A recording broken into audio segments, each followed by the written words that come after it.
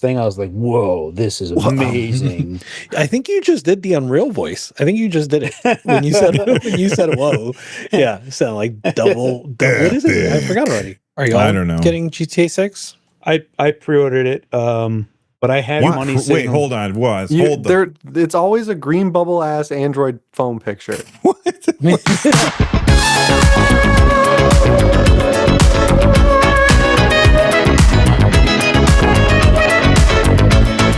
You know that feeling when you pick up a piece of gear and you immediately know this is on another level? That was my first impressions of the Mojang Storm. The build quality of this controller is solid. It fits perfectly in my hands and it looks incredible in any setup.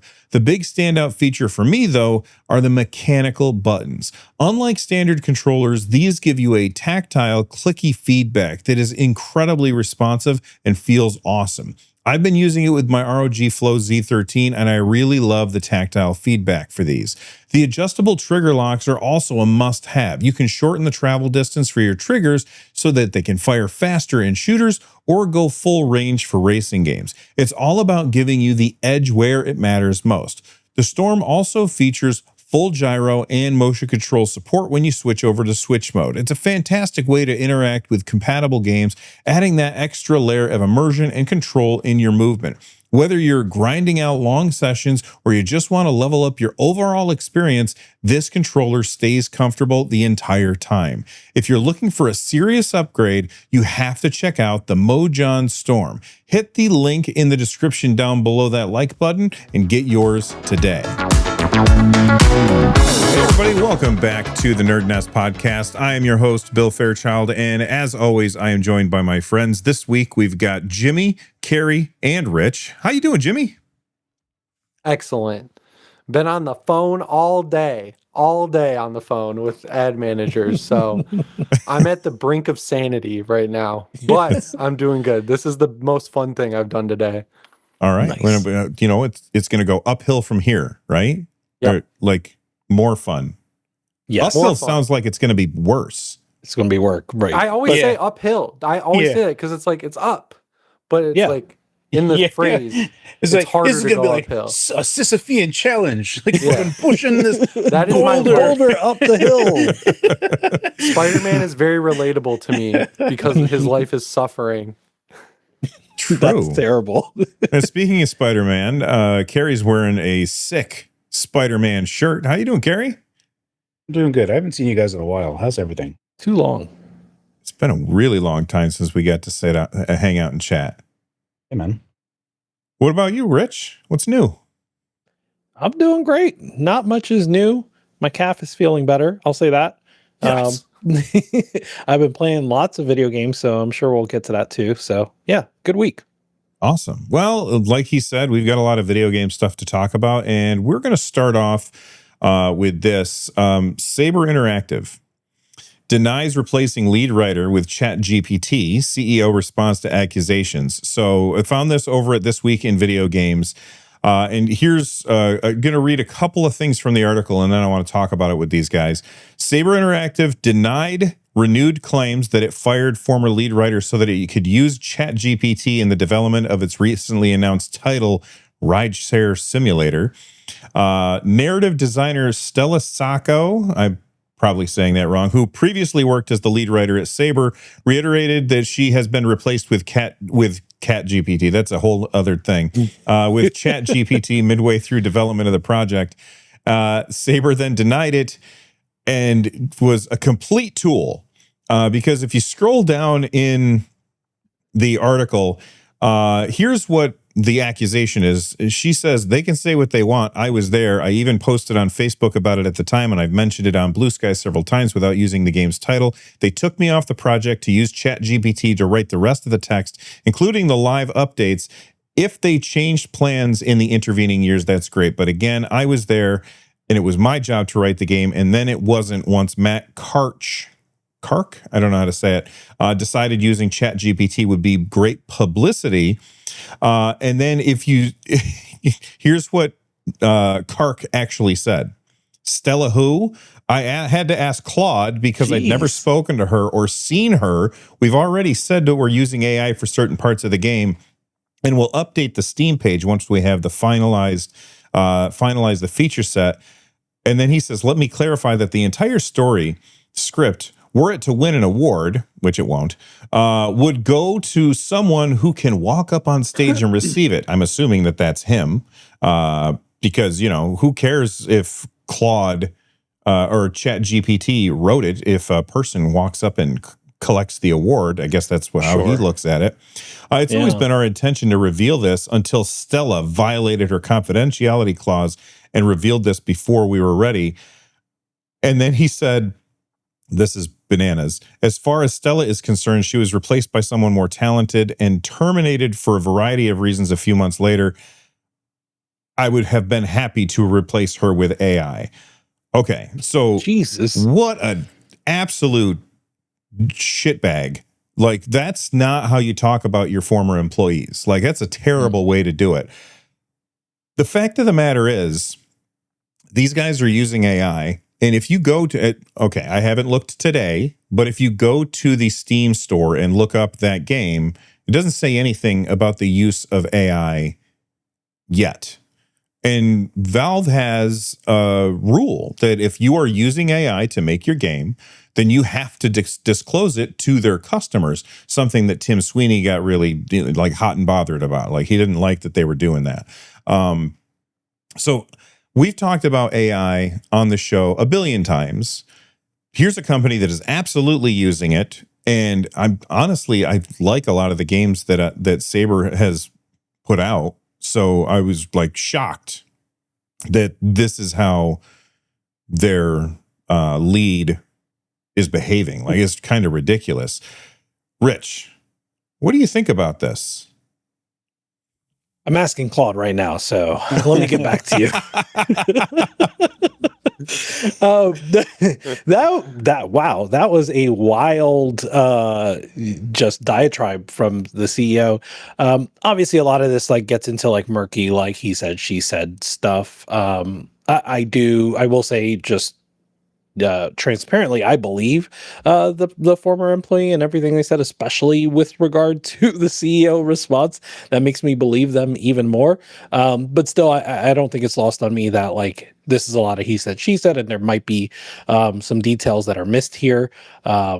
Yeah, by the way, this game is called Rideshare Quote Stimulator. Like you said simulator, and you would be fine to say that is the expected name, but for some reason it's Rideshare Quote Stimulator unquote. Like there are the quotation marks in there. So just a weird name for a game. This game is still not out yet as you're showing now, so like maybe that has to do with the AI disclosure rules. One thing I want to say too is I think it's possible. I mean, like it's pretty consistent that for Valve to be ahead of the curve, but I think we're gonna learn that Valve was ahead of the curve again with AI disclosures. I think we're gonna see a lot more of that in the future. So it's popping up obviously in circles for software development, especially around Linux and like disclosing when we're using AI and when we're not. But like I think beyond that, we're gonna see that a lot more. It's becoming something of like a topic in AI. So I think Valve was once ahead of the curve, and it makes sense to disclose when you're using AI. If you click on the community hub, people, well, first off, they're people are really ticked off about the fact that there's AI, but they're not like disclosing it. And I don't know if this is par for the course for games that are not yet released. Jimmy, do you know anything about that? No, I don't. This has made me go numb because this has like the same news story has happened 500 times, but that's crazy that he litigated all of this like on Twitter, just like in public. They're just going back and forth. It's like, For real. you're the CEO of Saber. You guys have the KOTOR remake, Space Marine 3 in the works, Jurassic Park Survival.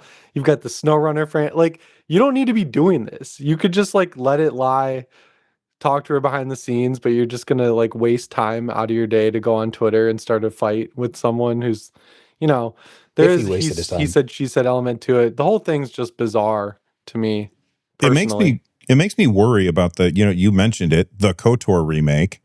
Like I was already pretty worried about it because there's been a lot of like back and forth with how this, like, they announced it. And then they were like, well, is it canceled? Maybe it's canceled. And they're like, no, it's not canceled. Here it is again. And we have yet to see like gameplay or anything. It's just been like CG stuff.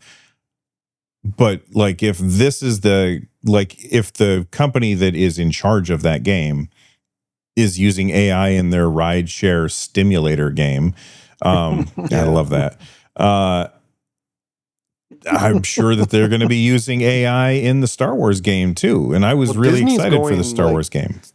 Disney's going so hard on AI. Like there's a thing called Disney Plus Verts or something, like where it's AI created vertical content for Disney Plus.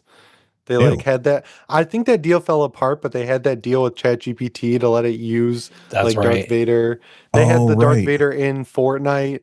So they're like leading the charge on just letting AI run rampant on all of their properties. So they're probably like, yeah, you guys have been cooking on this game for like 5 or 6 years. Just let Claude make it. You guys can't figure it out. Like, let Chat handle it. Yeah, let Chat handle it. My goodness. So I've met some of the people from Saber back before the Evil Dead game came out. I went to like a preview event and like a private dinner, and they're a little rowdy over there. They have like startup energy, so you can kind of see that it filters down from the top with how this guy's talking to people. But I read that and I was like, dang, this guy does not care about how people perceive him, which like more power to him. But yeah, they're going to have to disclose so much. Like, where does this, I'm sure you guys have talked about this, but it was before I started being on the podcast. But like, if you're using like a chat bot to like write or organize your notes, like, would that be AI usage you'd have to disclose, or is it like generative is the line? For Steam, they don't seem to care about, like, for example, even code. So like if you're using AI in code, I forget what verbiage. I'll look for it while someone else is talking here soon. But there's verbiage in there that's like, oh, that doesn't count. Like, you don't have to worry about disclosing that in the disclosure. They care more about like art, music, that sort of thing. Yeah. And so I would imagine that like if you used it for concept art that actually did not make it into the game, or you used it for code, or you used it for, like you said, organizing your notes, I would imagine they don't care about that. Yeah, concept artist would be the suckiest thing to replace. I literally just saw this. They put out a making of documentary for that Supergirl movie that bombed. And there's a like extended shot where the director's like pointing at his computer all excited, and he's having ChatGPT make all the concept art for Lobo's costume. And then they pulled the documentary down because obviously people are like, bro, come on. But yeah, I always think about that movie, The Mist, where the big storm happens and all the monsters come through the mist, because the guy is like a movie poster artist, the main character. And I'm just like always, I miss the first line of dialogue in that movie every time because he's doing the art for the Dark Tower book, the Stephen King book. And I'm like, wow, that poster looks really cool. And then when you see all these old movie posters that are like hand painted and stuff, it's like, man, concept artist, underrated role. And now it's probably going to get replaced with AI because it's going to be like, computer, make the coolest looking Lobo you can make. It's a computer. Why the hell do they need a concept artist? They have mountains of art of Lobo. Yeah, you could just use the comic book. Just look at the freaking comics. Carrie, jump in here. What do you think, man? Like the original drawings. Right. I find the whole thing just funny because it almost reads like he's like, ChatGPT, that's bullshit. Claude, tell them that's bullshit.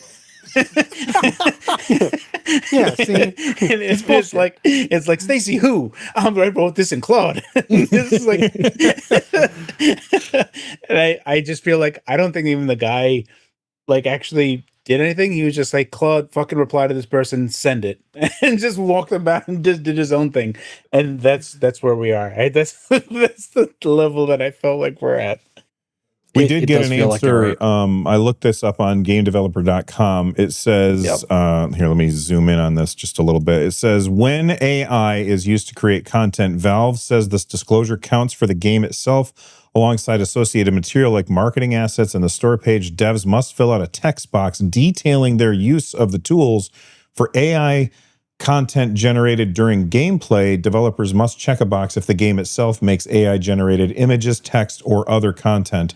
As Carlos notes, I don't know what Carlos is. The directives were Simon Carlos. Oh, It's a guy. the person. Oh, that's right. From earlier in the article. Yes. It says the directives were significantly rewritten, presumably to offer more clarity to developers. Yeah, and in that first paragraph, it says if AI powered, it says do not need to disclose if they used AI powered tools like code helper software. And so one way I've seen of thinking about this is did AI touch this game? That's what Valve wants to know. Excuse me, did AI touch what the player is going to experience? That's what Valve wants to know. Not did AI help you build what the player is going to experience, if that makes sense. Everyone acts all tough about AI, but then they see the like converted Pokemon games from 2D to 3D. Suddenly no one cares. Have you guys been watching it's been all over my feed, the Def Jam AI stuff? So like No. Like Fight for New York? Yeah, like someone's really obsessed, rightfully so, mind you. I'm obsessed with that game. Yeah, so they're like modernizing, using AI clearly, like modernizing Def Jam wrestling games. So like you'll see like Eminem versus whoever, and That's amazing. It looks really good, and clearly it's just video and it's just whatever. But it's just like, yeah, I would want this game, not the AI version of this game. I want a new Def Jam for sure, right? I feel like that the PS5 wrappers that we've seen coming out as of late have a very AI slant to them. PS5 wrappers? WRA. So instead of like emulators, right? But like yes. Oh, yeah. That's funny because he was talking about Def Jam. Yes. Yeah. Sorry, apologies. I can see how that did not translate immediately. So I forget, there's like 3 or 4 of them that just like sprung up out of nowhere. But now they're running Astro's Playroom at like 1 FPS. And I'm like, that feels like a chatbot did that. There's no optimization here whatsoever. But you can feel like all the different things of like all these people that are decompiling stuff and doing other stuff. Yeah. They're just like, hey, go at it and figure out how to figure out where we can go with this. There's some interesting applications that wouldn't have been done in other ways. Also, like the Minish Cap or some other Legend of Zelda game that they made it so that the gameplay is on the top and then the mini map is on the bottom screen for some the AYN Thor. Nice. Some that it didn't happen before, but now it has like dual screen support. And it's like, that's cool. Like you can get more out of it. And there's just some neat applications that are coming out.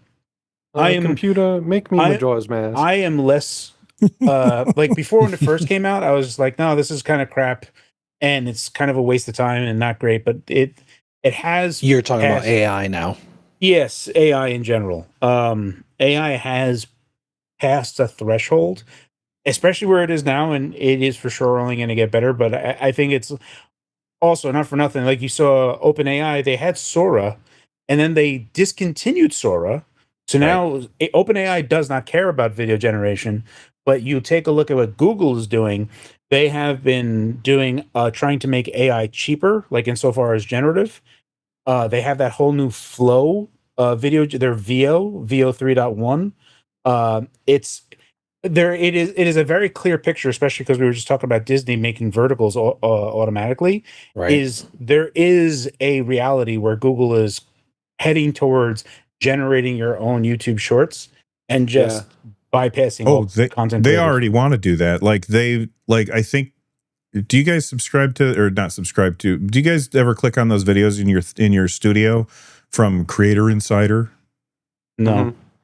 Okay, so they like once a week they put like a video there and they're talking about upcoming features for YouTube. And like I saw one, I don't know when, but it was Renee Ritchie, who's like their creator liaison or whatever.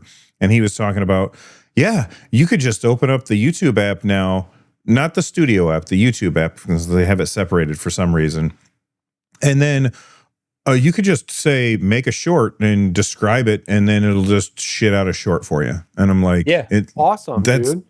Oh, yeah. Well, because they want as much content on YouTube as possible. They don't care what the quality is. He always looks like he's under duress in those videos. It's like, You're not wrong.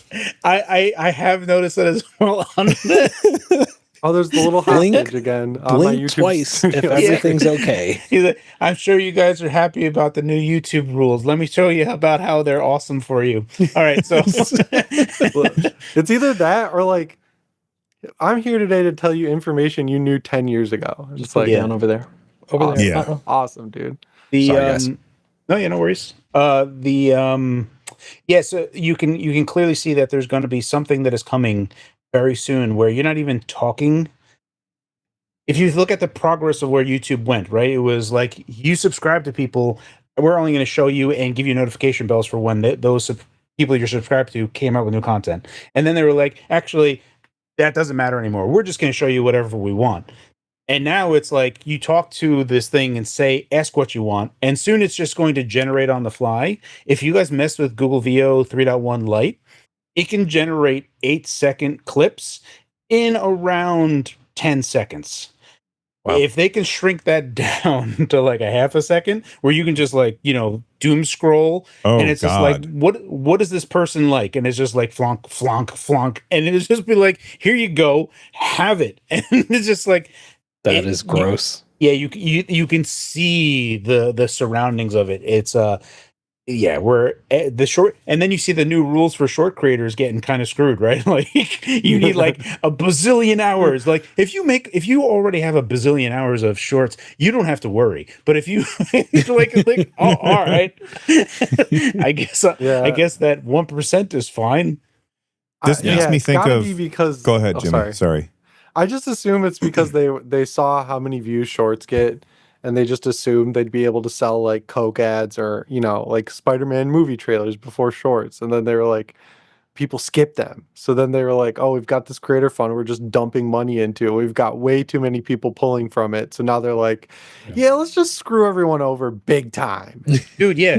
I tell you, these new short rules that just came out about like it is like with Google VO, and I'm like, oh, that's really fast. And it's like, oh, you need a bazillion hours to make money out of this. Like, okay, let's discourage a lot of people from doing shorts, and let's just feed it. It's probably like a few years away before we can get to their scale of where they need it to. It's going to be wild. It's going to be absolutely wild. This reminds me of a movie that my wife and I just watched, and I don't know if you guys have seen it. Good luck. No. Have fun. Yes. Yes. Yeah. Good luck. Have fun. Don't die. Have you guys seen this? I No, haven't. Okay. I I saw want it to watch out though. It is unbelievably fun. It is a great movie. Yeah. And Sam Rockwell is fantastic in it, as he is fantastic in everything. I won't say anything else about the movie other than I think that, if you're watching this and you're like, okay, I want to watch a good movie, there you go. Sam Rockwell. Who isn't like that? Who exactly? Yeah. I No, love I good only want bad movies. Bad movies only, please. Oh, I got shorts for you. That's right. AI generated. All right. Moving on from that, Epic Games will soon support Linux. I found this over at Steam Deck HQ. Basically, if we scroll down, they were asked, when are you guys working on... What's that? They're announcing this shit on Discord. That's what it seems like. So has there been any new plans about the Linux version of the launcher?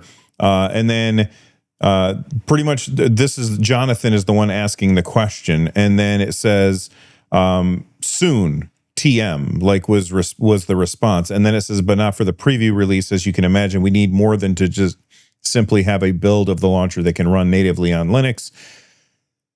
And that's really all that we have. But they are working on an actual Linux version of the Epic Games Store. And, I've said this a few times. The more destinations that you have for playing video games that start popping up on Linux, the more commonplace it's going to be. And then you're going to start seeing this idea where playing games on Linux is just like the norm almost. Like I can see a lot of people who maybe they use the Epic Games Store on the regular because they play Fortnite. And if Epic Games is bringing their launcher to Linux, Oh, Do you think that maybe the rest yeah. of their games are going to come along with it? They did not recently, but months ago, they hired somebody to work on anti-cheat for Linux.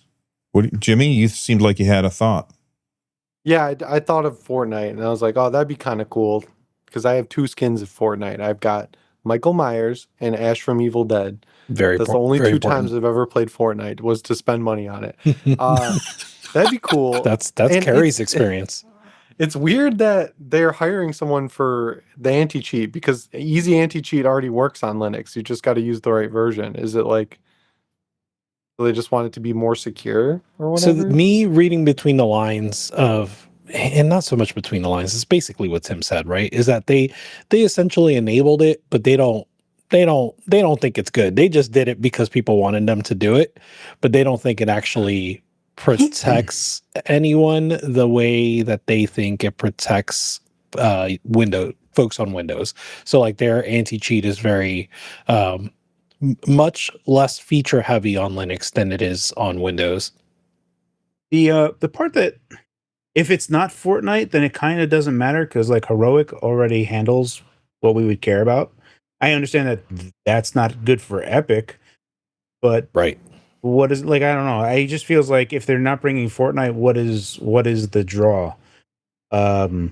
For what it's worth, I did start playing Fortnite only recently because of the Xbox Game Pass Ultimate inclusion thing, where it gives the V-Bucks stuff. Oh, And I've just been doing it. I first started because they had Simpsons. So I was like, oh, that's kind of cool. And then they had like other stuff in there, like MCU characters, and it didn't make any sense to me. It's like you can buy the Hulk, and I'm like, yeah, but why would the Hulk use like rifles and stuff? Like it just doesn't feel. It feels like exactly what Hulk wouldn't be doing at all. Hulk And so shoot. all the yeah, right. Like a lot of it made no Hulk sense. chamber the round. But then, like, the whatever one that was like John Wick, and I was like, okay, yeah, John Wick makes sense. Robocop, Terminator, these are like, or Master Chief. That was the only one that I bought. I bought Master Chief. I was like, okay, that feels fine. And I played the game a bunch, and it's okay. But I don't know if they're not bringing Fortnite to Linux, then I don't really know what they're doing. Yeah. I think Yeah, it's pretty cool. Oh, sorry. Sorry, go ahead, Jimmy. I saw Heroic is working on Xbox Game Pass games. Yep. Working on Linux, and that is more interesting to me Oh, big time. personally. Wait, I want to talk about that. this is the first that I've heard about this. Jimmy, set it up. Okay, Steam Deck HQ is where I saw it. Essentially, Heroic Games is trying to figure out how to, I guess, use Proton, right, to make it run. Exodus is the. Oh yeah, Exodus to Yes. run the Windows apps that the Xbox Game Pass app uses Yes. through Heroic Launcher Yes. because Microsoft refuses to do it. Yeah. And they gave no time frame or anything, but they're actively working on it. Yeah, so this would be and they specifically mentioned Game Pass as well. So that would be huge. I'm a that was like the one thing that's like kind of like whenever I go into Linux world of stuff and doing things, it's like okay, I'll play Steam games on there, but if ever there's anything that comes on Game Pass, I'm not going to buy it because it's on Game Pass. Like okay, well now I have to be in Windows. So that's one area where this would be hugely beneficial to be able to finally get Game Pass. But who knows how long this is going to take because this is not W32. This is WPA and all that other jazz. So this is not really. This is like a new frontier. So hopefully it happens. Yeah. So there are a number, correct me if I'm wrong, Carrie. There are a number of frameworks that UWP games can have, and Exodus specifically is for GDK. So like not, I forget what the other one is. XDK? Is that right? Or The something GDK like is that? the new one that's coming out. Yeah. XDK is I Because think they're the old one. replacing the old one. Yeah, XDK is the old one. If the Exodus is only for GDK, then this is kind of okay because I don't know if you guys have also heard the news, and that was from Jez Corden. I misunderstood what he said, but it still is like kind of cool. Every new game that has been coming out from Xbox for the past year or so, I guess, every new game that's come out, 50% of those are also Xbox Play Anywhere. So if you buy the Xbox version, you also get the PC version with it included. So now they're at like 2,500 titles of Play Anywhere, whereas before that was like maybe like 200, and I was like, okay, well, this is kind of useless. But now they're up to like a sizable number now. So if they were to get there, then this would also eventually be a bigger thing. That. Yeah. Yeah. So What about? Sorry, go ahead. No. Did you guys see how confused I was just then? No. I'm sorry to interrupt.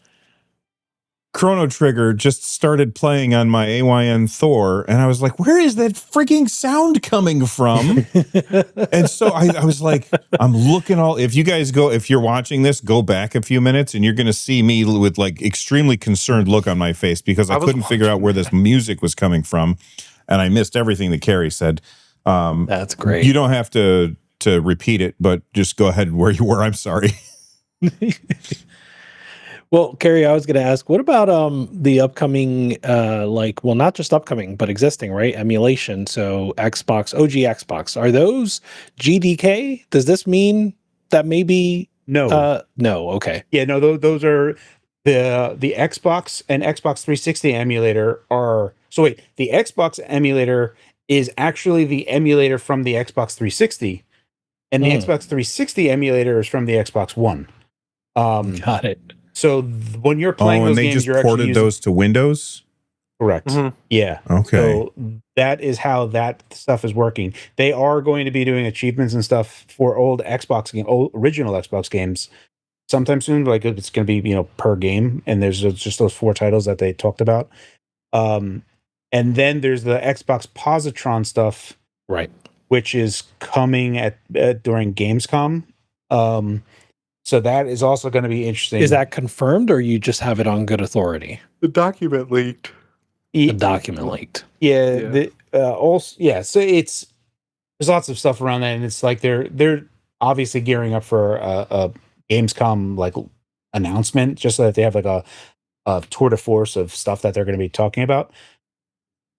The interesting implication there that I have not heard anything on is like for all of like the games that I've been buying, if I put this in my Xbox and it's like, okay, it's attached to your account, I could take it out, put it back in the thing, and it's still attached to my account. Do I also get the Xbox Play Anywhere version of that? Which I don't know. But that would sounded be awesome. like it. Yeah, it sounds like that's the case, which is very generous if it is the case. So it'd be interesting for Exodus to kind of do this along the way. Still think that Microsoft, if with whatever they're going to be doing, like I know that they're going to like super open stuff. It just seems to me like there's some eventuality where, okay, you don't have Game Pass on Steam, right? But perhaps you should make a launcher for Linux just directly, like how Epic is making a launcher. But it would make more sense for Xbox to do it because then they could like just put in the other wrappers that they want. But what do I know? Yeah, they already have the functionality built into Steam, which is the even weirder thing. Like you can log into EA Play and Ubisoft exactly Plus. Yeah. And I got to do like a private creator lunch with Phil Spencer like 2.5 years ago. And I asked him about it. And he was like, yeah, we'll look into it. And I was like, yeah, right.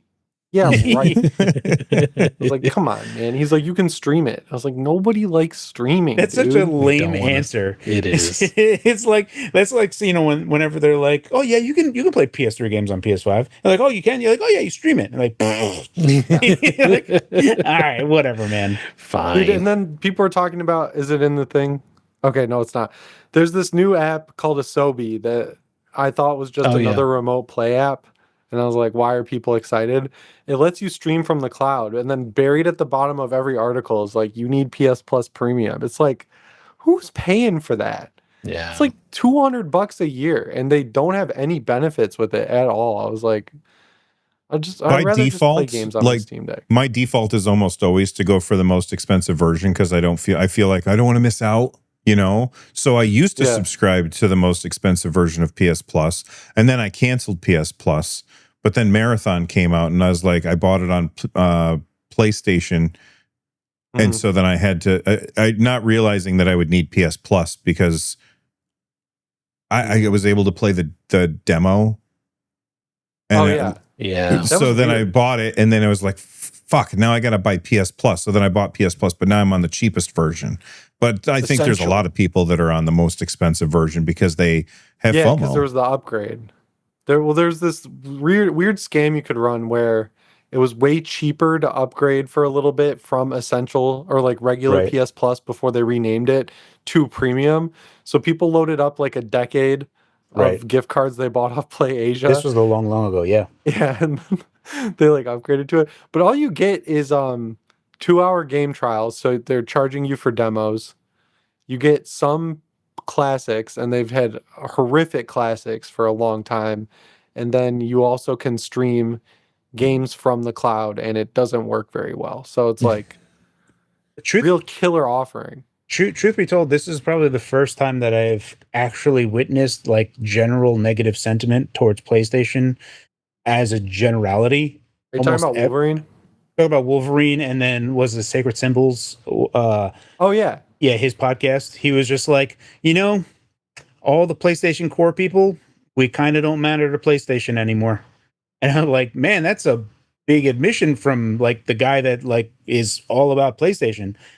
And he's still gonna have PlayStation, but I guess he's just doing PS5 only now. But yeah, it's like there's that whole thing of like the no more discs thing, and that whole like just face planting. They didn't get any traction with changing PlayStation's mind on it. And then Wolverine is just general negativity across the board. This is like the first time I've ever seen this. I think it's fair to say in 2026, nobody's safe, right? Like Valve had a rough time with the Steam machine launch. Xbox, we see what Xbox is going through.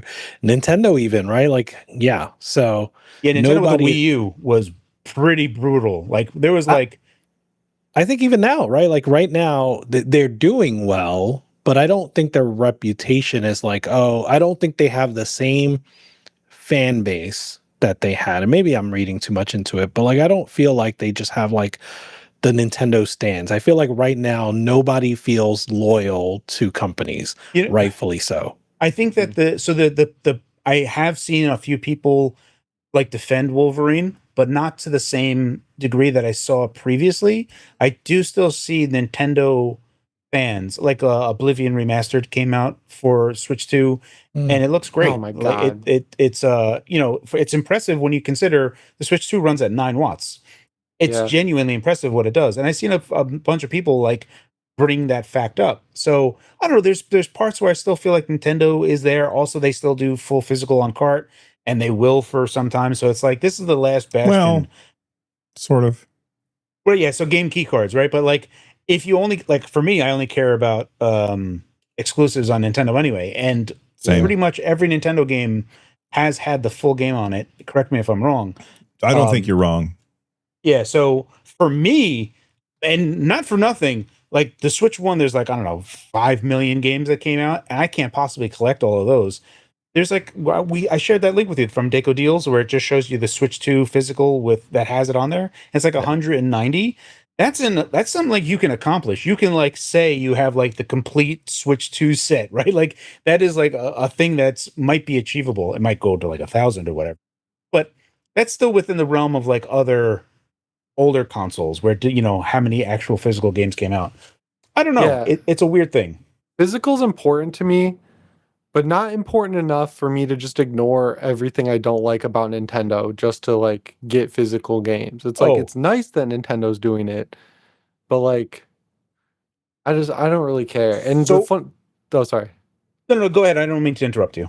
The funny thing about Oblivion is they finally optimized this game for the Switch 2. And people were like, are you going to patch the other versions that are still broken as hell? And they were like, we're investigating it. What are you investigating? You did the work. You could stream it. Like, yeah, you could stream it. It's like it's a 25-year-old game. Just patch it.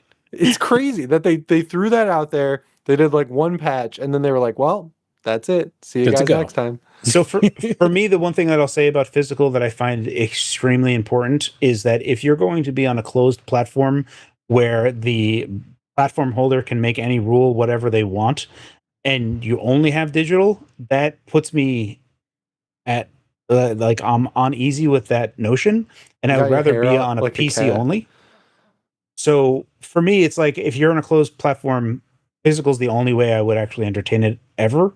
And if you don't, then I feel like there's like some part of that where there's people that have been buying physical that have that same kind of feeling, even if they can't put their finger on it. So I don't know. Perhaps this is like, eventually the eventuality of everything going to PC, but who knows? I could. I think that there's a lot of people who watch this show that would love it if everything went to PC, and I would love it if everything went to PC, because then I wouldn't buy the other platforms. I don't feel like I'm going to buy a PlayStation 6 when it comes out. I'm pretty iffy on whether or not I'd pick up Project Helix. And the only one that I think that I would continue to buy is the Nintendo one, and that's because A, their games will never come to PC, and B, their games are usually the ones that are the weird ones that you're like, okay, I can't get this experience anywhere else, so I'm going to get... And they release a lot of first-party games. They do, way more than everybody else. There's that threshold of like, Claude, emulate the Switch 2. He'll do it. Yeah. Sick, 2 FPS. Yeah, but look, Easy I peasy. like to emulate old video games. I don't emulate any modern video games. I've tried emulating Switch, but I tried it and I was like, oh, look, that works fine. But at the end of the day, I'm going to only emulate the games that I've paid for. So if I'm going to do that, then I'm going to buy it anyway. And then it's just easier for me to play it on my Switch than it is to play on other things. Like, I just pick it up and it works. I don't have to do any troubleshooting at all. So for me, that whole emulating modern games, I think that it needs to happen. We need that emulation to happen, because someday they won't be modern and you won't be able to play them anymore. And emulation will be the only thing that gets you access to these games that no longer exist. Right. But I don't do it for me to play them. I'm just going to buy the games that I'm going to play. It just feels like that number of exclusive games that was a wide amount of games has narrowed significantly to the point that you could just get PC, because most of the people that are playing, like the games that are Minecraft, Roblox, Call of Duty, Madden, if that comes to PC, then if that's all that people are buying on console, what are they really getting? And then if you get into like the free online and all the other stuff, I don't know. It feels like this is this move from PlayStation feels short-sighted. That's classic Sony, though. Like the $600. I mean, that is what they do. They tend to do. They tend to step on rakes, and then usually what happens is Microsoft does something stupid that distracts everybody from Sony screwing up. The day after. Yeah, it's like quick, Sony messed up. let's put up some news. Yeah, let's mess up worse. Yeah, I also saw a Naughty Dog dev said Uncharted remake would be a cash grab, and it's like, you guys have released like 6 remasters this generation of games that were like 2 years old. So how are those not cash grabs when Uncharted remake would be? It's just like, how out of touch are you? And then I won't say who this is, but someone I know knows someone who works at Naughty Dog, and he was wearing his Last of Us 2 hoodie at Whole Foods. And someone came up to them and was like, yo, did you work on The Last of Us 2? And the guy's like, yeah. And he goes, man, what happened? Oh, no. Jeez. That's brutal. That is brutal. Yeah. Yeah. And like damn. It would, just going on the cash grab thing, like, man, there's so much nuance when it comes to remakes, right? Because like, some of them, like The Last of Us being remade 2 years later or whatever it was, right? Sure, bad deal. Why'd you do that? But then you look at Resident Evil and they're knocking it out of the park with the remakes, right? Yeah, they're they're old. It's not like they're remaking Resident Evil 7. I don't think it's just that they're old. Yeah, I don't think it's just that they're old. I think they would cook if they if they remade Resident Evil 7. I think it's that they're making high quality products. And like RE4 is like, the original RE4 still has a reason to exist. It still stands alone. And so like, they're not just like modernizing the game, it's that they're just making good games. It just happens to be, I don't even think of it as a remake anymore. I'm starting to think of it, when they do it right, as an adaptation, right? So like Resident Evil 4 in the modern day is an adaptation of the original Resident Evil 4. Yes. You know what I this still reminds me wanna play of? Resident It Evil reminds 4. me of Spider-Man. What's the new one? Brand Brand new day. Brand New Day, where, you know, people, like, everybody keeps saying that superhero movie fatigue is a thing. Well, Spider-Man Brand New Day is Right. doing fantastically well. Like, its box office numbers are insane, and that's because it's really, really good. The other movies just weren't as good. That's it. Yeah. It's as simple as that. Yeah. Superhero fatigue is like, oh, we can't just throw out garbage anymore and people won't just come see it. Yeah. Why We aren't you can't make seeing $1 this? billion Mark? off of crap. Thor the Dark Exactly. World. Oh man. Oh, Yep. dude. That whole, like, after Endgame thing was, I don't even know what was going on. And it was, how could you, like, just be like, hey, this franchise thing is worth billions of dollars. Just, like, give it to anyone. Have them report back to me when it's done. I don't care. We'll figure it out. People are gonna go see it anyway, right? Doctor It feels Strange like, was kind of sick. Other yeah, than but that, there was I like a was few, like the Wakiti Takiti, whatever. I apologize for his Taika name, but Waititi. like, what? yeah, there. You know exactly what I'm talking about. Kitty the kitty. That whole movie was just emotional whiplash. I don't know anyone that could be watching the dailies and be like, she just said she was dying of cancer, and you went right to goats screaming, and this is how There it's were gonna no be. dailies. They made that whole movie on a computer, dude. Yeah.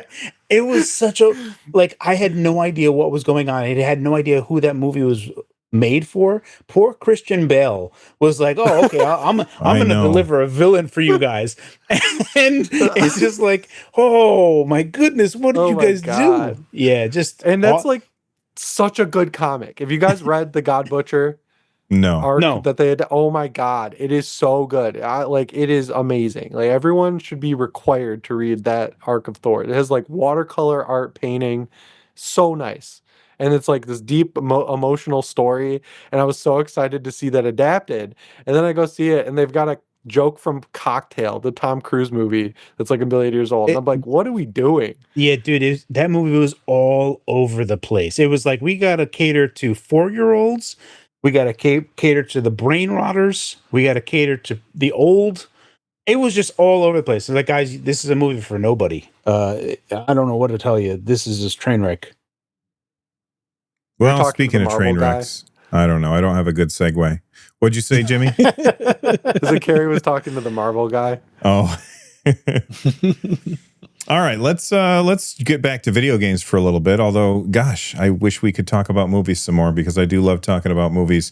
Well, all right, this is a kind of a segue. You know, they're making new Harry Potter TV show, but they're also making a new Hogwarts Legacy game. This is officially in the works. I found this over at Press Square. Basically, we now know that they are making a sequel to, what year did this come out? It was 2 years ago? That was a few years ago. 2021? Yeah. Whatever year that this game came out, it was like the biggest selling game of the year. And I never played it. I did buy it because it was like on sale once on either Humble Bundle or something. It was very, very cheap. I think I got it for $10 or maybe $4 or something. It was very, very inexpensive when I bought it, but I haven't played it yet. But by all accounts, it's actually a really good game. And I'm honestly surprised that it took them this long to announce that they were making a sequel to it. Have any of you guys played the first one? No. No. Yeah. Yeah. What were you going to say, Jimmy? My wife, big fan. She Yeah? beat it 2 times. I tried Oh. this game on Steam Deck and it runs like ass. And I tried it on my Windows PC and it still stutters like crazy. So Oh, no. I was like, I'm out. Yeah. I think I'm kind of over Harry Potter. But I was it gonna say seemed fun. I never read the books, and so like I had no like obviously so many people have, and the movies, of course, and so like so many people were dying for this to be a great game, but I have none of that, so I was just like, oh, cool, it turned out good. That's good to hear. And then I never looked at it again. So I went to the movies with my kid. I never read it, but I went to the movies to see it with my kids. My daughter huge into Harry Potter. My son also really likes Harry Potter. My oldest daughter, I think that she was too old for it, like when it came out, so it didn't really grab her the way it did my two younger kids. Like they will regularly, like whenever they're over for the holidays, they'll pop on the movies and they'll watch them. And I like some of the movies. I enjoy them, but I don't like care about the Harry Potter universe all that much. And I think that there's a lot of people like my age that might really have a soft spot for it because of watching it with their kids or reading it to their kids or stuff like that. But this game like looks fantastic, and it's always something that I've been like, all right, I definitely want to try it out, but I never got around to it. I was always more of a Lord of the Rings fan.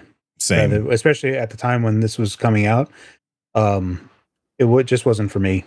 Is that like a Star Trek, Star Wars things, or do No, people divide and say, no, I'm on watched- this side, I'm not on the Harry Potter side? When they were both coming out, it was just that I was just like only making time for Lord of the Rings, and also not for nothing, the Lord of the Rings games that came out during like the PS2 OG Xbox generation were actually dope. They were surprisingly fantastic. Didn't that just get re-released? Return of the King. Yeah, I believe it did. Yes. Return of Keep the King. going, I'm game, sorry. One of the great movie games. Yeah, so it was. I mean, I did eventually watch all of Harry Potter, but I was not in it when they were coming out. So it was like I waited until pretty much like the last movie was coming out before I watched it all straight through. And I was actually upset because when I did start watching it, the first guy, the Dumbledore that they had, was the guy that played King Arthur in Camelot, and I recognized him. And I was like, "Oh crap, that's that guy." And then he passed, and then they got a new guy who's also still a very good Dumbledore. But I really liked who they chose initially. It just felt like that was proper. Well, how England was proper. I'm looking forward to the TV show. I want to see how it turns out. Maybe it'll be enough to like make me get excited about Harry Potter stuff. But for me right now, I'm not super excited about it.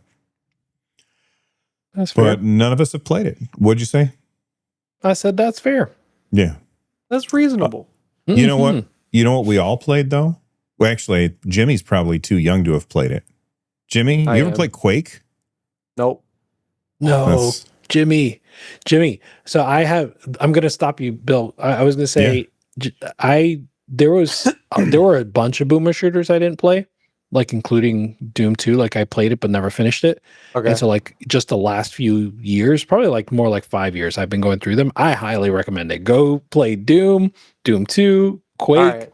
Yes, it's I fun. buy them all when they, during QuakeCon, they always drop Yes. the re-releases, and I just buy them. So I have all these. They've all aged well, pretty much all of them. They're still Fine so wine. good. The only thing I would say is that when I played Doom, I played it on a CRT, and it was also like a smaller thing Postage that stamp. could render. Yeah. And I felt like the way I played it was actually perfect for my eyeballs because I have played the XBLA versions of Doom, Mhm. and those repeating tile sets that are like bright neon red, they like burn into my eyes. I'm like, Like man, Hypnotoad. yeah, it can be extreme. I did play through them again when the XBLA ones came out. You should definitely play it. Quake, All right. Quake was, dude, Quake. That's unfortunate that you didn't get a chance because like when M Player was out and playing multiplayer, Quake 1 was, man, I remember like exceptionally realizing I had no business playing Quake online on the dial-up days. Yeah. When I'd just be running around the map and someone saw me, I would see them and I'd run away. And as I'm running away, he had already fired a rocket. And it timed perfectly for me to like turn the corner. Yeah. And I was looking at the rocket and I was like, oh man, like this is like some next level people. And this is the first M player game I played into. I doubt that I got like the best player in the world. Yeah, but those This were is like fun times, that's like man. way too. I was way too young for it, but the cover for Quake 4 on Xbox used to creep me out at Blockbuster when I was a kid. Yeah, I'd walk past it faster. I'd be like, no. Quake 4. You have the capacity to get creeped out? I thought nothing creeped you out. Yeah, I was just Certain going to things. say. There's certain movie posters and certain DVD or like Xbox covers that were just like weird, like liminal to me. And now Yeah. they're making like liminal movies like Backrooms, and I was bored out of my mind. So I don't know. I Maybe it liked wouldn't creep me out Backrooms. anymore. I mean, I can get what you're saying because it's like slow, but I liked Backrooms. Yeah, I thought it was super fun. cool. I liked it from a technical standpoint, but I Right. didn't like that the Backrooms were like mappable. Right. I understand what you're saying there, but there's a part I find liminal spaces endearing from a lot of different Yeah. angles. Yeah. This is now I a want to movie go to the pool podcast. room. I want to like swim in the pools and pools. I think that doesn't creep me out. Have you guys seen this? The like liminal space that's like an enclosed Yeah. pool room. Yes. It looks very pleasing to me. It doesn't look scary. I'm like, no windows. It's probably steamy in there. Like in the Yeah. winter when I go to the indoor pool, I'm like, yeah, I'd kick back. Yeah. So we stomped all over your story, Bill. That's okay. It doesn't matter. Hey, Quake. Well, you know what? Okay, first off, I got to make sure that the What audience is the knows why news we're talking story? about it. There's DLC for Quake. Yes. For the first Quake game, which is 30 years old, there's now DLC, which I was showing B-roll of it earlier. I have a funny story about Quake. So Kerry was talking about playing Doom on his CRT with the postage stamp size screen. That's how I played Doom as well. But when you played Doom, you played with your right hand on the arrow keys, and your left hand was on, I think it was a control, Kerry? Yeah, I had That was like the Control, fire ZX, button? Yeah. and space. Yeah. Yeah, so that was how you shot. So there was no mouse. So then I had gone to the PX, because this was back when I was in the military, and I went to the PX, and there was a copy of Quake, and I looked on the back, and I was like, oh, it's a first-person shooter like Doom. You know what? I think I'm going to buy this. So I bought it, and I brought it home, and I installed it, and then I sat down, and I put my hand on the Doom buttons because it's a first-person shooter, and it was like, use the mouse, you idiot. And I was like, are you kidding me? Why would I use a mouse? I don't want to play like this. WASD? What is WASD? So I returned it. I boxed it up. I went back to the PX and I was like, no thanks. I don't want to play this. I'm going to go back to playing Doom. No, I Like, love there's that no way you that'll were. catch I on. love that you were so old, even back then. That's right. Yeah, like, I don't got time for this newfangled WAS. You're like, Bitch, get I this was born millennial- 80. I'm just waiting to catch up. That's so good. That's great. Yeah. So the new DLC, Dawn of the Machine, it does look really good. So this is developed primarily by Machine Games in conjunction with id Games. When they last re-released Quake, Machine Games had made a new campaign as well, or a new episode, I should say. So I guess this is their second new episode. But yeah, just keep doing this. I love this. This looks a little more like textured than Doom looks when you see it. Yes. Like, Yes. Yeah. So like with Quake, they got like now we're real 3D. So like if you don't know, Doom is sort of like it's 3D, but like the data is all 2D data. So they recently made a Doom demake. No, it was a Wolfenstein demake, and it's not really a demake, it's just a different engine where it's all isometric because again, all the data is 2D data. So there's no such thing really as aiming up or down. You just aim in the direction. And it'll go up or down depending on where the bad guy is. Interesting. I played Doom. You did. The You original. played Doom. Good. Yeah. Okay. And I like Doom 64, just not Quake. I missed Quake. Doom 64 is badass. Didn't get enough love when it came out, but yeah, that's a good game. Yeah, so the only thing I want to thing here is that it is unfortunate for people that are too young to have not really experienced the things that we experienced, because Quake was revolutionary in many, many ways and changed the face of a lot of things. I mean, like Glide, right? Like Glide Jailquake was like getting a 3D FX card, and all the other stuff was like, it is what effectively spurred. You could draw a line of the AI place that we are today directly to Quake because of all the GPUs that it has spawned. There is a real path there. That's how important and integral Quake is. Yeah. Yeah, that's crazy. Halo 3 What was I really want though, revolutionary. I want multiplayer Quake. Do you guys I like playing Quake 3 Arena back Yeah. in the day was Oh, yeah. freaking amazing. And I want Unreal Tournament back. Like I loved Dude, Unreal Tournament 2004. I You got remember Fortnite, dude. I remember Unreal No. Tournament 1 and looking at the reflections and like the waterfall, the first thing I was like, whoa, this is amazing.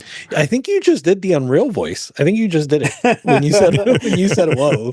Yeah, it sounded like double. What is it? I forgot already. There you go. That was Thank good. you. That's awesome.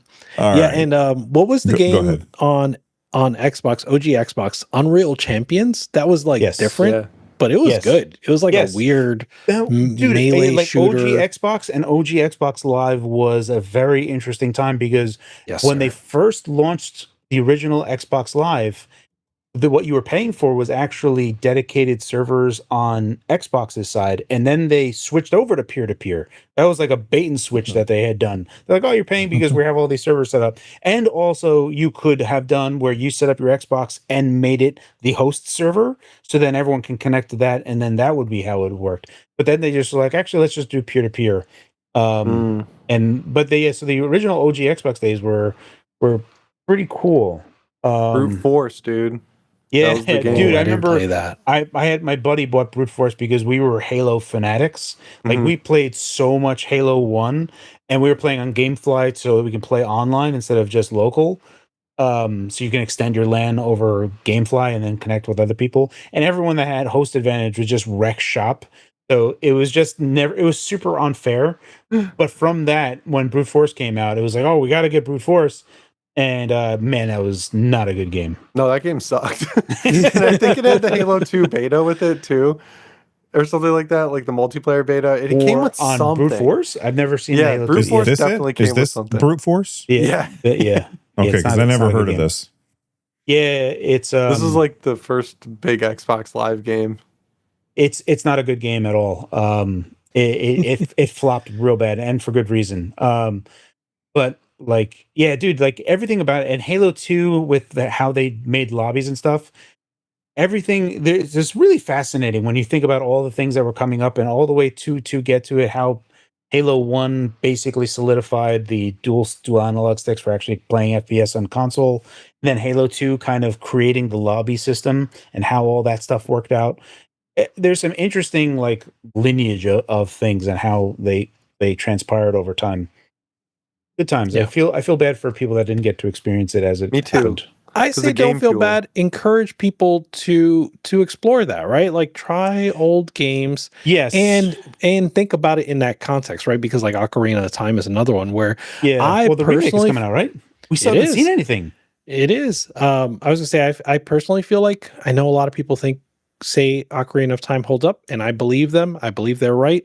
It does not hold up well to me. No, yeah, Me neither, I agree. dude. Okay, Yeah, all right, it's cool. also Even the owl, 3DS whenever- one. Dude, when the owl Yeah. speaks and stuff, it's just like, yes, all right, okay, I don't care. Like, please stop just existing. I mean- Whenever you see that owl come in, That's Japanese games. Like they just talk. They're you know, so when talky. I was playing it at the time, everything was new, so it was like everything was like a pioneer through it. So I was like, oh, okay, all right, yeah, no problem. And it was just like I cared more about what was going on. It was like a breather. It was almost like an intermission whenever that owl would come up. But now when the owl comes up, I'm like, come I on, hate that owl. Yeah, like please just get out of my way. Yeah. Hey, listen. He thinks he's so smart. Yeah, hey. Twinkle. But yeah, I was gonna say I do want to encourage people to like go back and think about things in those lens. My son has been watching a YouTube channel called Nonstop, and it's a basketball channel, and they Oh. just do like all the eras, right? Like it's just evergreen videos. So like they'll do MJ, Hakeem, stuff like that. So I asked him like who's his top 10 players, and his top 10 players spans from the 60s to today. Oh, Wow. nice. I'm like, So- that's my guy. You're quick raising them right. A That's quick right. aside, if I were to ever like, I don't know why this hasn't happened. I really don't. But if there would ever be an Indian food restaurant, it should be called Nonstop. like NAAN. If they ever make an Indian restaurant. Like I don't like naan is one of my favorite breads ever, and I don't know why that there is isn't a so restaurant called funny. Nonstop. You gotta make it. Great. Dude, like That's Make a could you ghost imagine kitchen on like DoorDash. the naan is nonstop at Nonstop? See, the Vietnamese people know how to do it because they'll do a pho restaurant and Yeah. they'll have like pho and then the letter Q, and I'm like, oh yeah, that's perfect. And then only the people that pronounce it correctly will get that get what that means. Yeah, that's I gotta tell you. fantastic. I got a story from when I was in high school. I'm standing in, like, we had just finished gym, and I'm standing in the hallway waiting for the bell to ring so that we can leave. And my coach happens to be standing next to me, and I'm looking at the wall in front of me, and on the wall is written FAH-Q, and I'm looking at it, and I'm like, FA Q. And my coach looks at me and he goes, "What?" And I go, "Fuck you." And he goes, "What?" And I go, "No, no, no." And I was pointing at the thing on the wall. I go, I was just reading. There you At go. school, I'm supposed to read. It's fundamental. Yeah. Yeah. All right.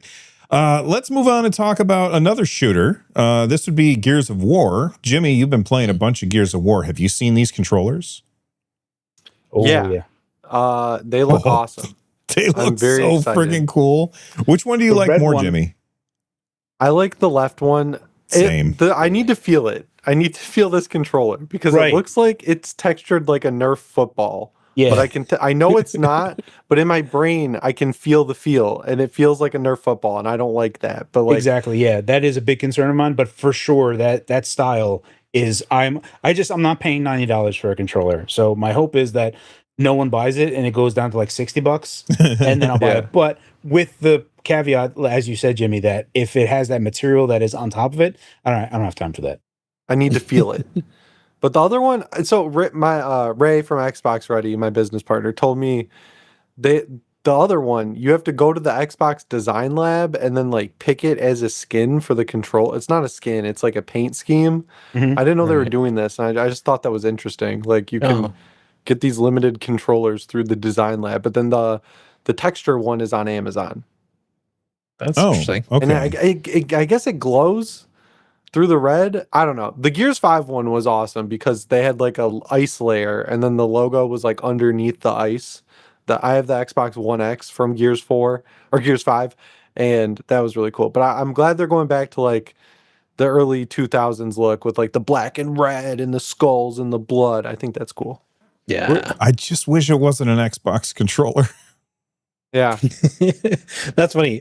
My first thought was like, you guys are still buying non-Steam controllers? I'm just No. Nah, you crazy? you crazy. The Wolverine DualSense though does look good. I will say as well. Oh, I haven't seen that yet. I'll have to take a look. There's a couple of different versions of it. There's one that's like they have the adamantium one and then they have the battle yellow one, right? Yeah. Talk about There's those like for a second silver while I and- find them. Well, I just don't like the one that has the Deadpool butt on the. Like I'm. It's, Oh, the Xbox controller? is that what it is? Was the Xbox Yeah. controller? They did it for Deadpool and Wolverine. I have no like why. You gotta have the grips, man. I don't need it. Like I'm pretty sure it's in my way. I don't need it. Yeah, Shoot for me, I'm fine with buying an Xbox controller if it's like $40 to $50. But if it's gonna be $90, I don't have time. Yeah, this Yeah. Wolverine plate is special because it's the first and only PS5 Pro extra plate. Oh, I And did. it's $85. I like this one. I wish that they didn't have Wolverine on there. I wish it just had the claw streak through it. The Yeah. Wolverine it's fine, but it's unnecessary. You're right. yeah, it just it feels like just having the claw, the translucent thing through it is all it Yeah. really needed. Yeah. I have what do I have? I have the Spider-Man 2 PS5. You got the Spider-Man one? I have the the Spider-Man plates? 2. No, I bought the Spider-Man 2 PS5. I tried so hard to get those, and they made like 8 of them. That sold out in 2 seconds. I got the controller, and then I didn't really look at it, and then it shows up, and I'm like, this is sick. And then I noticed that the buttons are white, and I'm like, ugh, black, red, and white just doesn't go well together, in my opinion. And then So I got, what was it? I bought a PS4 and I kind of only played it a little, and then the PS4 Pro came out, and then the God of War version came out of it, and I was like, oh, I'll get that. And then they had the sweet PS4 Pro Spider-Man one with the red with the white the logo. red, that's still valuable as hell. So then I saw that and I was like, I gotta sell my God of War one. Now I have to buy this. And I was like, man, I bought 3 PS4s. I'm like, you know what? I'm not gonna buy the PS5 when it comes out. I'm gonna wait for the special edition one. And I did. I waited for the Spider-Man one. And I was like, haha, beat you at your own game, Sony. And how many times have you turned it on? A few times. I beat Astrobot on it. I was gonna say you played 4 or 5 Astrobot and times. that's it. Yeah, that's There you it. go. Didn't There even play goes. Spider-Man. I played Spider-Man 2 on it, and I was just like, Oh, okay. Yeah. I played the intro, and I was like, okay, yeah, I understand. This is a Spider-Man game by Insomniac. Oh, the story just goes downhill from there. Yeah, I just didn't. I played it, and I played the first part, and I was like, okay, that's kind of cool. But it's There's just a part where you get to play as Venom, and you're like eating people and like breaking them in half. I That played was for cool. like an That hour was or cool. two, and I was like, when does Venom happen? And I was like, I don't care. Like, I'll wait for the I'll play PC Ultimate release. Spider-Man on PS2. No. Honestly, Marvel Ultimate Alliance. That's That the is game. a game. Yes, that is the game. Friggin' I love love that those. You got to get the computer. You got to destroy the computer room, or else the Sentinels turn on and murder everybody. That's awesome. Speaking of limited edition stuff, we've got a new Nintendo Switch 2 coming for Zelda's 40th. yes. Apparently, this is leaked stuff, so who knows if it's actually real or not. I mean, you could use Claude to generate this It's picture AI. and then throw it up there, and it's so blurry, like all leaks are, and it makes it so much more believable. Listen, if you're taking a picture with your phone, why is it blurry? Like, that's the Why one is it thing that always an bothers me. Android?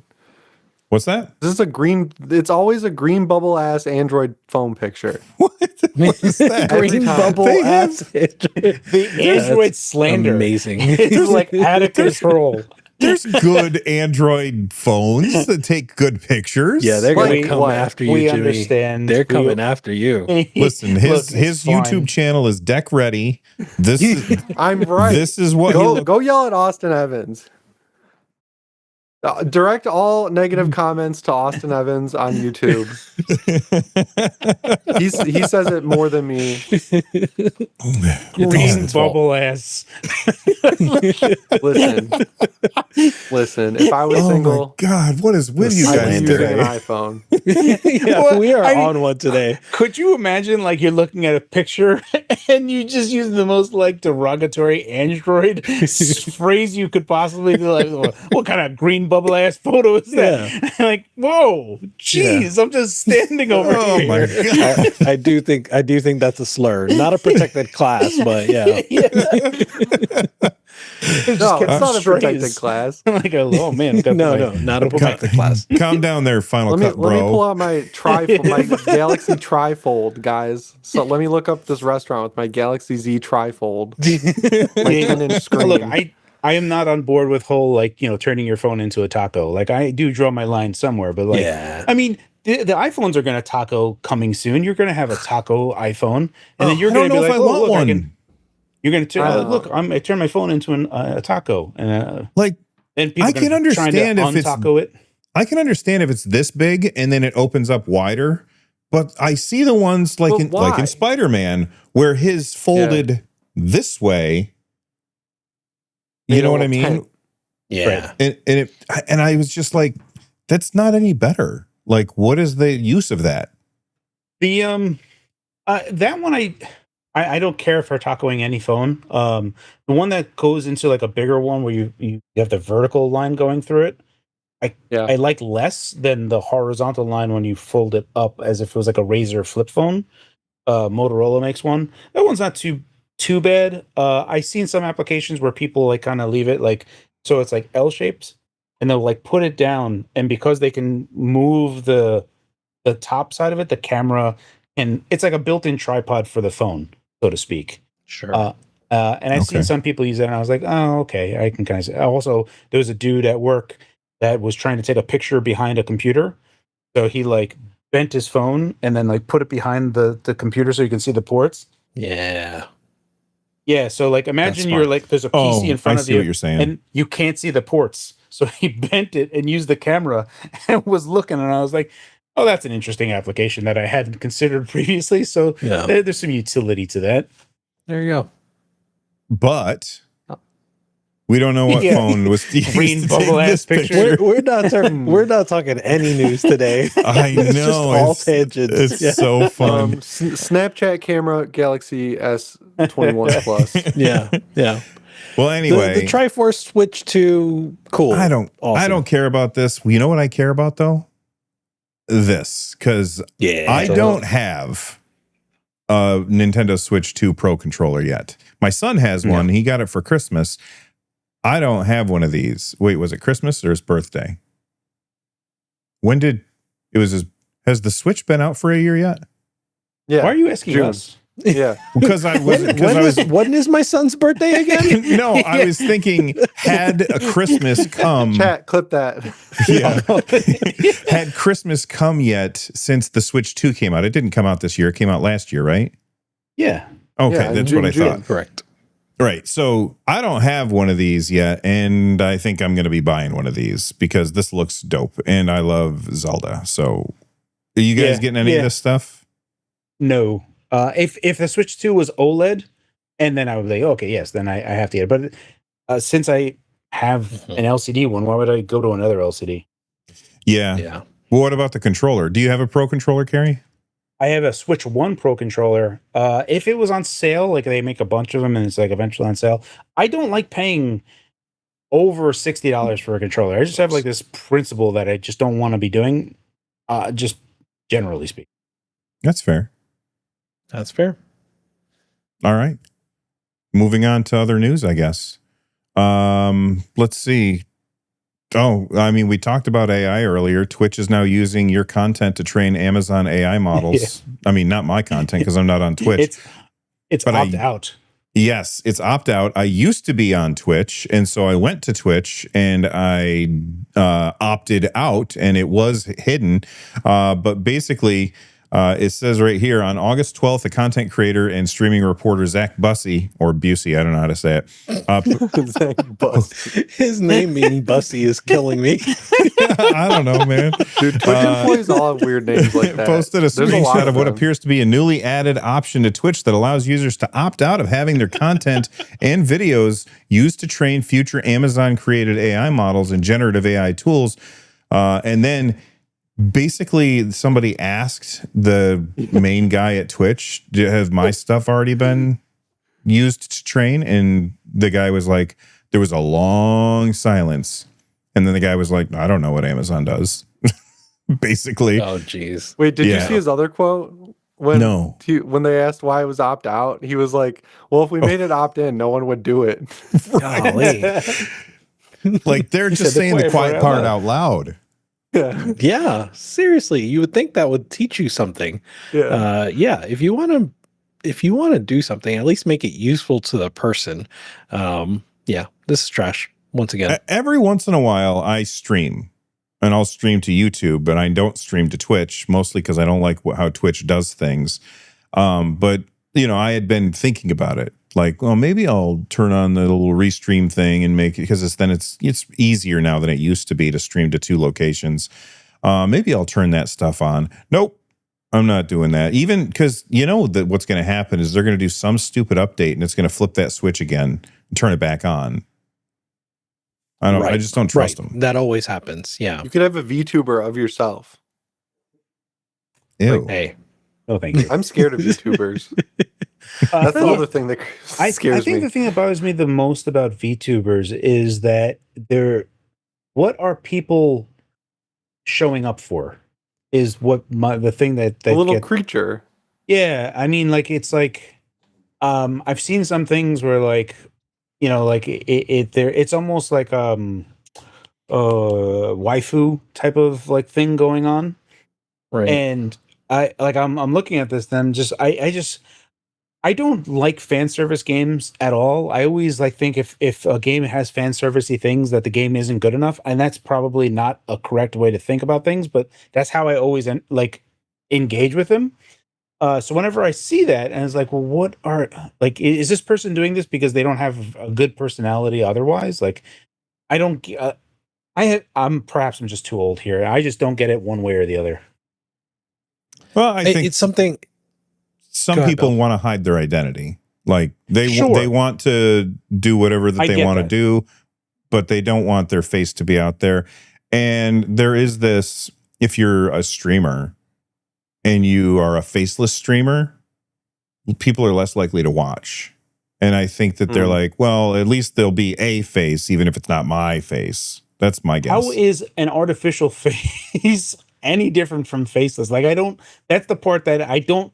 I don't entertain. Like, this is the part that's a full stop for me. That it is exactly the same thing, and I don't know why you would entertain. And then when they do the other thing where they explicitly make the character that they're virtualizing is, just portion wise all kinds of whacked out, and it's like, What do you mean by that, what- Carrie? you know exactly what I I'm mean. picturing the Drewski meme. What do you mean by that? Yeah, it's just a weird thing, and it's Fire Emblem, the Fire Emblem games from Nintendo, right? There was a point in time when they were just like hardcore strategy games, and then somewhere along the way, and I don't know when, they just became strategy plus waifu or waifu plus strategy, and I became less interested in them as a result. But I know people like that, and it's fine if you like that, but I don't get it. I just don't get it. That is one of the things about Fire Emblem that bothers me is like, because I like Fire Emblem, and I played Three Houses, and I thought Three Houses was good, but there was too much of the relationship sim stuff in it. Yeah. And I was just like, What do you this mean is by that? annoying. What's that? What do you mean by that? It's annoying. I was just, I agree. I agree. I'm with Carrie and Bill.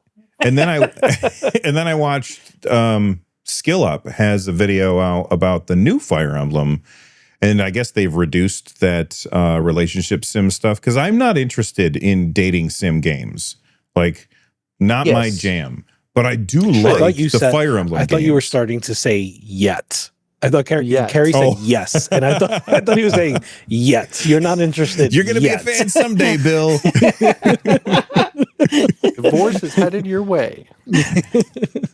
Yeah, I don't like them either. But there's a bunch of stuff I don't like. So it's just like I don't. I'm just a hater. I hate stuff.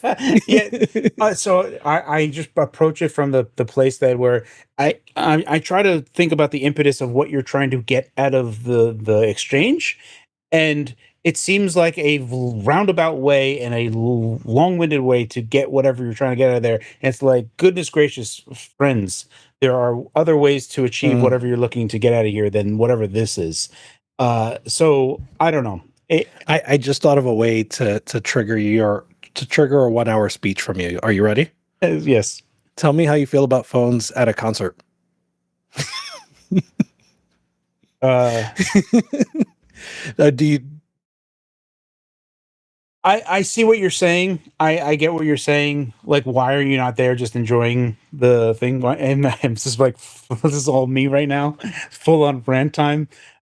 So I don't go to concerts either. So you're asking, I get where you're going with this, but It was the wrong target. It's the right idea, but the wrong execution. I get it. I could go along with it. I just can't get passionate behind it. I can't pull any fire unless I could prepare. That's how you know that when Carrie's ranting, it's authentic.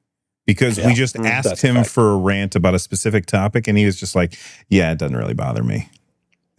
Yeah, so that's alarming, right? Because like I will go on full on rants a lot of the time, and it's like, man, I'm a loudmouth a lot of the time. I should really just stop talking. No, the rants are gold. The rants are gold. Agreed. Yeah. All right. You know what's not gold? Paying $100 for the Ultimate Edition of GTA 6, which is what 89% of GTA 6 pre-orders are. In a roundabout way, I was correct. What people are dumb enough to pre-order a digital game? Was saying that GTA 6. I think we were talking about like pricing, like what we think the price of GTA 6 would be, because like it was $80. Like, oh, GTA 6 is gonna be $100. It wasn't, but was it? So this makes me think of two things. Number one, this makes me think, okay, this is proof the games don't need to be $80 because you can just have a higher version of the game. But on the other hand, you could say the people who are most likely to get the most expensive version are the people who are going to buy it before it comes out anyway. You know what I mean? Yeah. They might But run the out. way that they hid things behind the most expensive version, it was like there's some story stuff that's in there. There's certain quests that you can't do because you can't get into a certain building or whatever.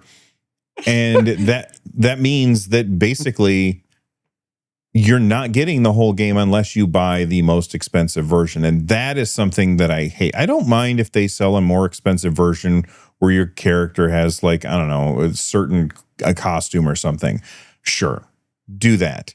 Hiding content behind it always pisses me off. When Ubisoft, whatever you want to say, when they did it with the Star Wars game, where they hid like the entire quest line about Jabba the Hutt behind getting the most expensive version of the game. I was like, that's fucked up. Don't do that. Just blatant. Like a character you'd actually know. It's like what are you cut doing? that out. I love the idea. I hope that they, like, for GTA 6 on the less expensive version, the things that you can't do, like you just like enter a store and the camera just stays and like he comes in and then just leaves. Like he just pivots.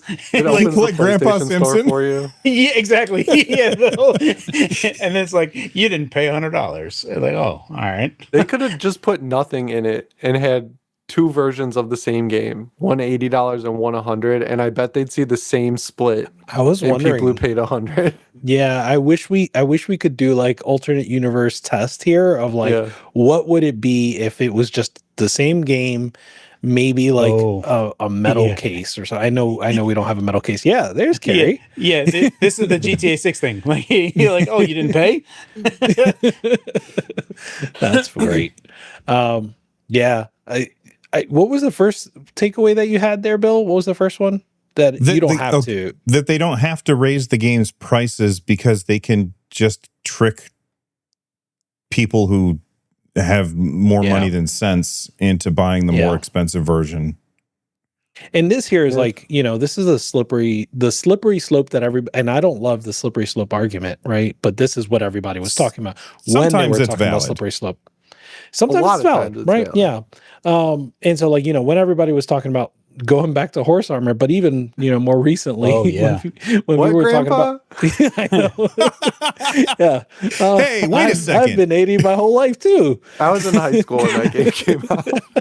I'm just fucking with you. But yeah, more recently, like, DLC coming out day and date, right? Like that sort of thing. That's essentially what this is, right? It's day and date DLC, and you're paying $20 for the privilege to play it. So yeah. Yikes. Yeah. Why didn't they just make it $100? Like just it's GT, like people would buy it. Just make it $100, rip the Band-Aid off, and then let all these other morons who have a half-finished game who think they can juice people for $100 eat shit. Like, they'll just accelerate. GTA 6 would be a game that they could have charged $100 for. And obviously that's the case because 90% of the pre-orders are $100. So they could have totally done it. It's going to be the blockbuster game that is coming out this year. So I agree. And yeah, there's a part of that where it's like, what was it? Especially Nintendo, what they said, right? They were like, we're going to charge games what we think that they're worth. And perhaps that's just what things are, but who knows? Are y'all I don't know. getting GTA 6?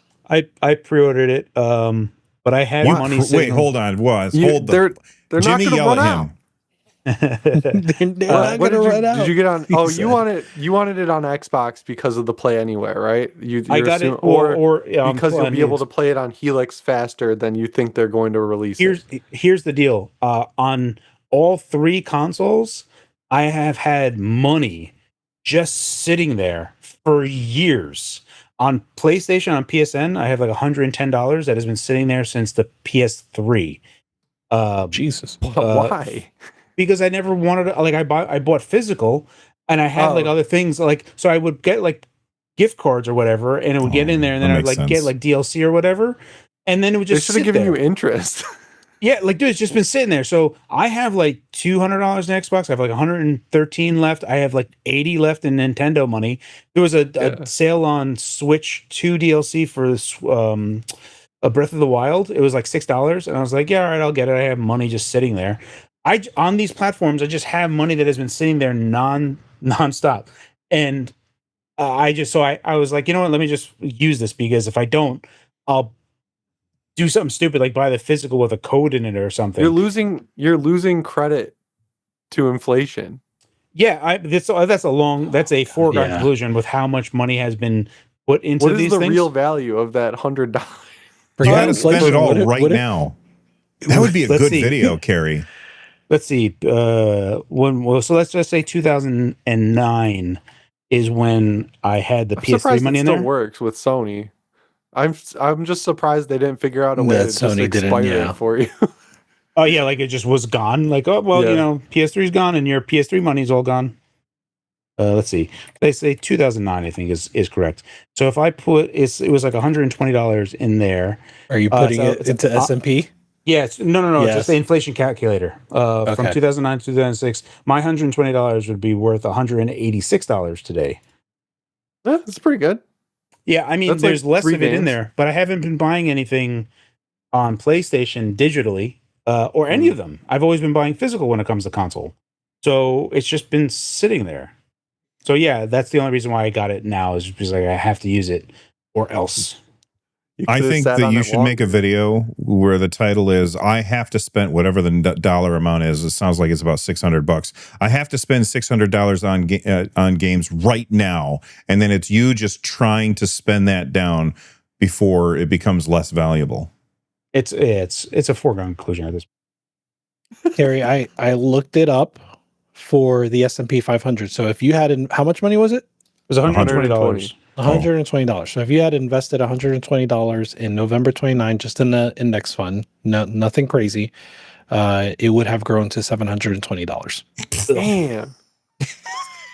That's kind of a lot. So you lost $600 by just having that in credit. Yeah, 100%. Yeah, it's That's literally Helix been money. sitting there.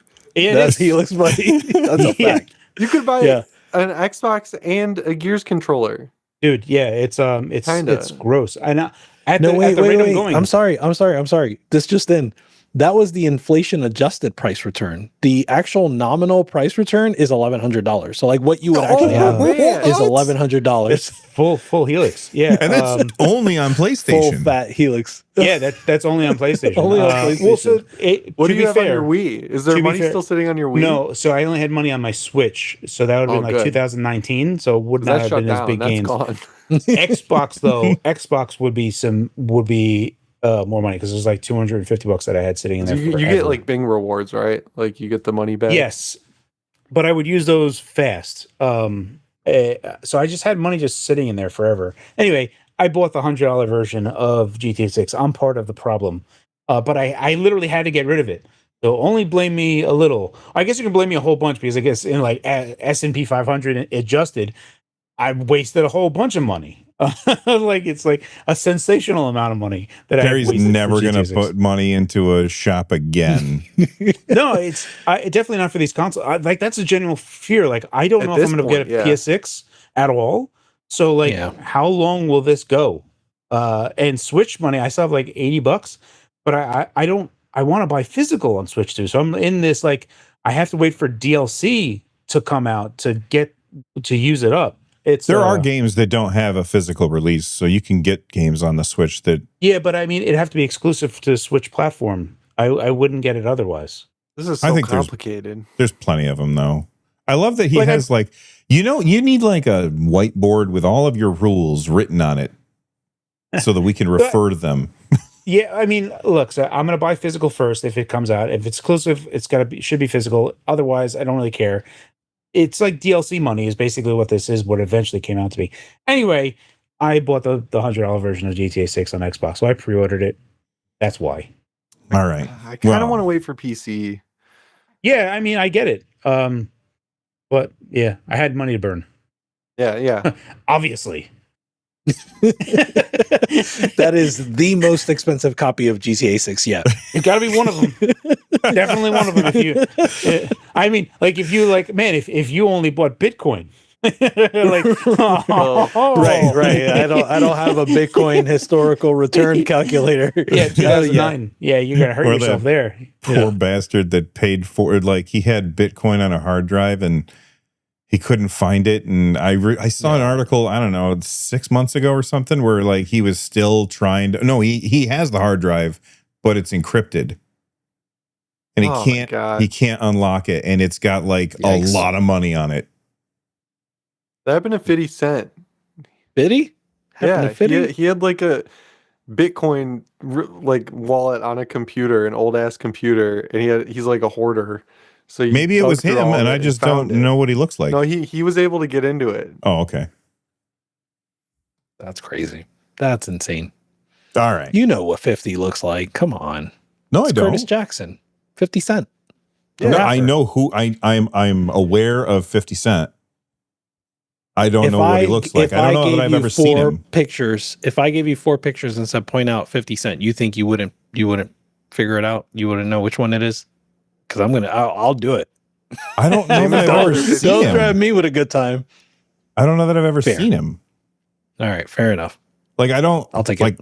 Do you watch MTV or something? I don't watch MTV. Never played 50 Cent Blood on the Sand or 50 Cent Bulletproof? Good game. No. Those are both good games. They're I'm not even joking. PlayStation 3 though, right? PS3 and PS2. Mm-hmm. Oh, Bulletproof, you had a I never had either of those systems. And you'd go on runs where you just murder people. One of them was like in the Middle East, right? Was that Blood in the Sand? Yeah. They steal his diamond. Yeah. Yeah. Crazy. What a time to be alive. That and Manhunt, 2 of the best games. Oh wow, yeah, I remember Manhunt. I never did play Manhunt. I think I was scared. I was a little baby. All right. Well, let's move on from the news and whether or not I know what 50 Cent looks like, and talk about the games that we've been playing. Jimmy, I'm going to start with you, man. What have you been playing, dude? I've been playing No More Room in Hell 2. So you have to say it like that, right? Game. Yeah. Okay. No More Room It's also in Hell how it's 2. spelled. It's like italics. Really not great title for a game. A little too long because I've been checking the Steam charts all week to see if I should refund it. It's pretty good. So this is an extraction shooter where you go in with up to 8 people and you spawn in completely different areas, and you can see your buddies, like your squad on the map, and it'll give you open world objectives, and then you extract via helicopter. But the cool twist is you can get infected very easily, and it doesn't tell you when you're infected. So you'll hear your character start coughing, and then like as it progresses, you'll see like veins start to appear, or like you'll see ghosts flicker between doorways and stuff. And it's like this, if you're early in the match when it happens, you kind of are like, do I tell my buddies that I'm infected? But if you're later on, you'd be like, anybody got pills? Because there's pills that can, slow it down. And then if you extract, that character heals. But it's great when you're playing with 4 people and then suddenly you hear one of your buddies die and then he's up as a zombie and he starts attacking you. Because if you die, you turn into a zombie. And so the extraction mode incentive is to get that character out, level them up. But if they die, they're dead. And they for the 1.0, they introduced a rescue beacon, which is very expensive with the in-game currency. So if you buy that, if you die, your character will be magically airlifted out. But that's so expensive that you kind of don't want to use it because everything else is expensive. So like, I played it in early access and I was like, this is good. I'll play it when it hits 1.0. They did an incredible job optimizing it. It runs really well, especially for Unreal Engine 5. Works great on Steam Machine. The melee combat still needs a little bit of work. They have this cool system where like if you hit the left trigger, you swing left, and then you have to hit the rhythm like with the right trigger to swing back. So you're like left to right. And that can kind of like push the zombies back. And like the melee weapon can hit multiple zombies at a time. And they did a really good job with the gun system. It's very realistic, and it does the thing like where when you hit the interact button, it holds the gun up and you can see all the parts that you've collected throughout the map, and you can switch out parts real time. And so there's really cool little details, like when you're reloading a shotgun that takes 2 hands, so your character will put the flashlight in their mouth Oh, so they can aim it. So just like little small detail stuff like that. So they have, I think, 6 really big maps right now, like New York City, Pottsville, Pennsylvania, like realistic maps. And then they also added in a survival mode. And one of the levels is the Night of the Living Dead movie, like the oh, farm that's that it cool. takes place in. And so I think it's pretty good. I've been having a lot of fun with it. They did not market it at all. So I I've saw it never was heard of hovering it. at around 5,000 people, and it's been growing since it came out on, I think, Tuesday. So I hope, it starts to grow a community because it's pretty good. As far as zombie games go, it's kind of like the fantasy zombie simulator you kind of dreamt about when you were a kid, and then now you get it and no one's seems to be playing it. But it did launch on PS5 and Xbox with a discount to $20. So hopefully it gets more people. But That's pretty sick. So I'm right into it. now it's sitting at mixed reviews, but then recent reviews are mostly positive. Do you know like what changed between those It was things? both mixed. So it was very negative when I bought it. They had a free weekend, and I was like, I'll try it, and I had fun, so I bought it. It was very negative, and every patch has grown it up a little bit more because they actually listened to the community and followed through on everything on their early access roadmap. Like this isn't one of those games where they ran out of money and then just called it 1.0 to get the launch bump. They Right. finished everything they said they were going to do and earned the 1.0. So that's That's why I was good. like, okay, I'm going to play it. That's awesome. Jimmy, on the spectrum of like arc raiders to marathon, punishing, how punishing an extraction shooter can be, where does this sit? This one is interesting because the zombie AI is very good. So if you play it right, like very stealthy and quiet, and don't just go out of your way to get into combat, it can be pretty easy. But if Yeah. you alert one zombie, you start making some noise, they'll start coming in from areas you didn't know like had a doorway on the other side. So you'll be like in a diner and you'll have all the windows in front of you and you'll know where they're at. And then silently a zombie will grab you and spin you around and go for the bite and you're like fighting them off. So it has great moments like that. That's Is awesome. the zombies are slow, but 1 can turn into 5, can turn into 10 in a matter of seconds, and then it Love just that. keeps going from there. And on the I love harder that. difficulties, like they have hordes, like the Walking Dead style hordes that'll show up in these maps. So it's cool with the risk reward. Like, do I want to fight the zombies? Do I want to just collect ammo this run? Blah blah blah. And you can terminate a match early. There's escape hatches all over the map, but I think you earn less XP and take most of your stuff that you collected, but not all of it. So there's like a real risk reward mechanic. Nice. What have you been Yeah, playing, it's like Carrie? $30. Oh, sorry. I just said it's not a full price game. It's $30 also, which was cool. Okay.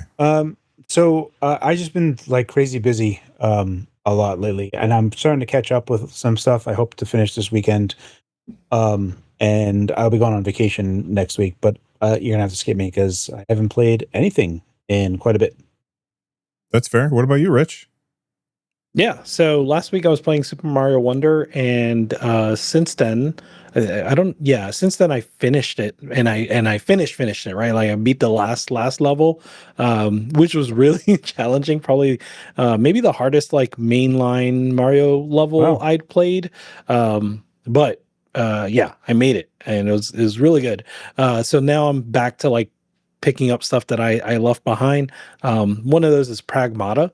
And I think I'm getting the most hours out of Pragmata that anybody has. Like I see, people talk about like this is an 8-hour game, this is a 10-hour game. I have 20 hours so far in Pragmata, and I'm not done yet because I keep going back. I do the time trials, or not the time trials, the training missions. I do those. I do the I go back to previous levels to get all the secrets and stuff like that. I do the red gate rooms. So those are the challenge rooms that you do. So I'm going for all the content in this game. And I'm actually at the point where like, yeah, when I get the different costumes for Hugh and for Diana, I equip them, and my daughter will watch me. She's like so giddy that like I did matching outfits for the two of them. So yeah, I'm loving this game.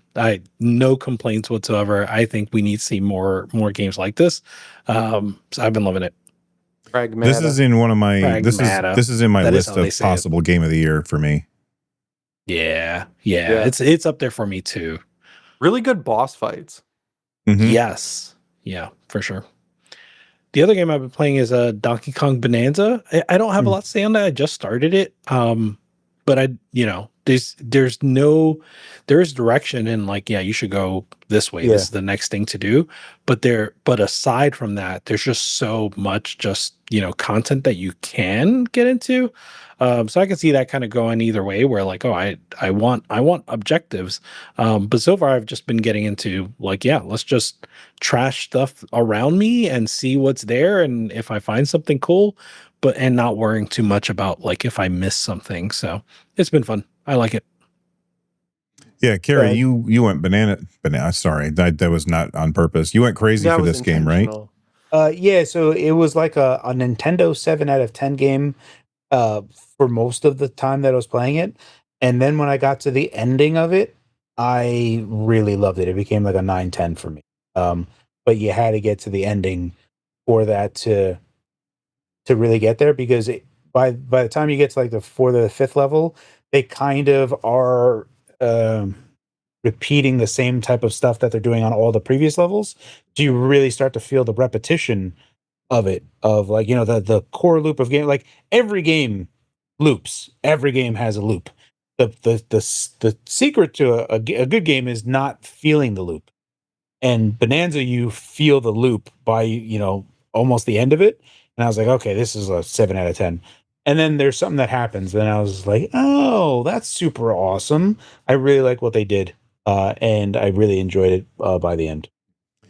Yeah, I feel like I was playing it and I was having a fun time with it. And then my son wanted to play it, so I had it digitally, so I did the whatever that thing is where you digitally like send your card over to him or whatever. And Right. he played it for a couple of weeks and he had fun with it. And then I just never picked it up again. It's just like the moment that I stopped playing, it didn't call to me. And that's the thing that needs to happen when I'm not playing a game. It has Exactly. to Yeah. call to me in order Yeah. for me to get back to it. Like Pragmata, for example. Like when I wasn't playing Pragmata, I was thinking about Pragmata. I was like, I got to find out what happens with these two characters. The combat is so fun. When I was playing Donkey Kong, I had so much fun, but the moment I stopped playing, it's just like right out of my head. All right. Yeah, I like this game. I didn't love it. I'm a big Donkey Kong fan, so it didn't really hook me all that much. But I was like, oh, I paid $70 for it.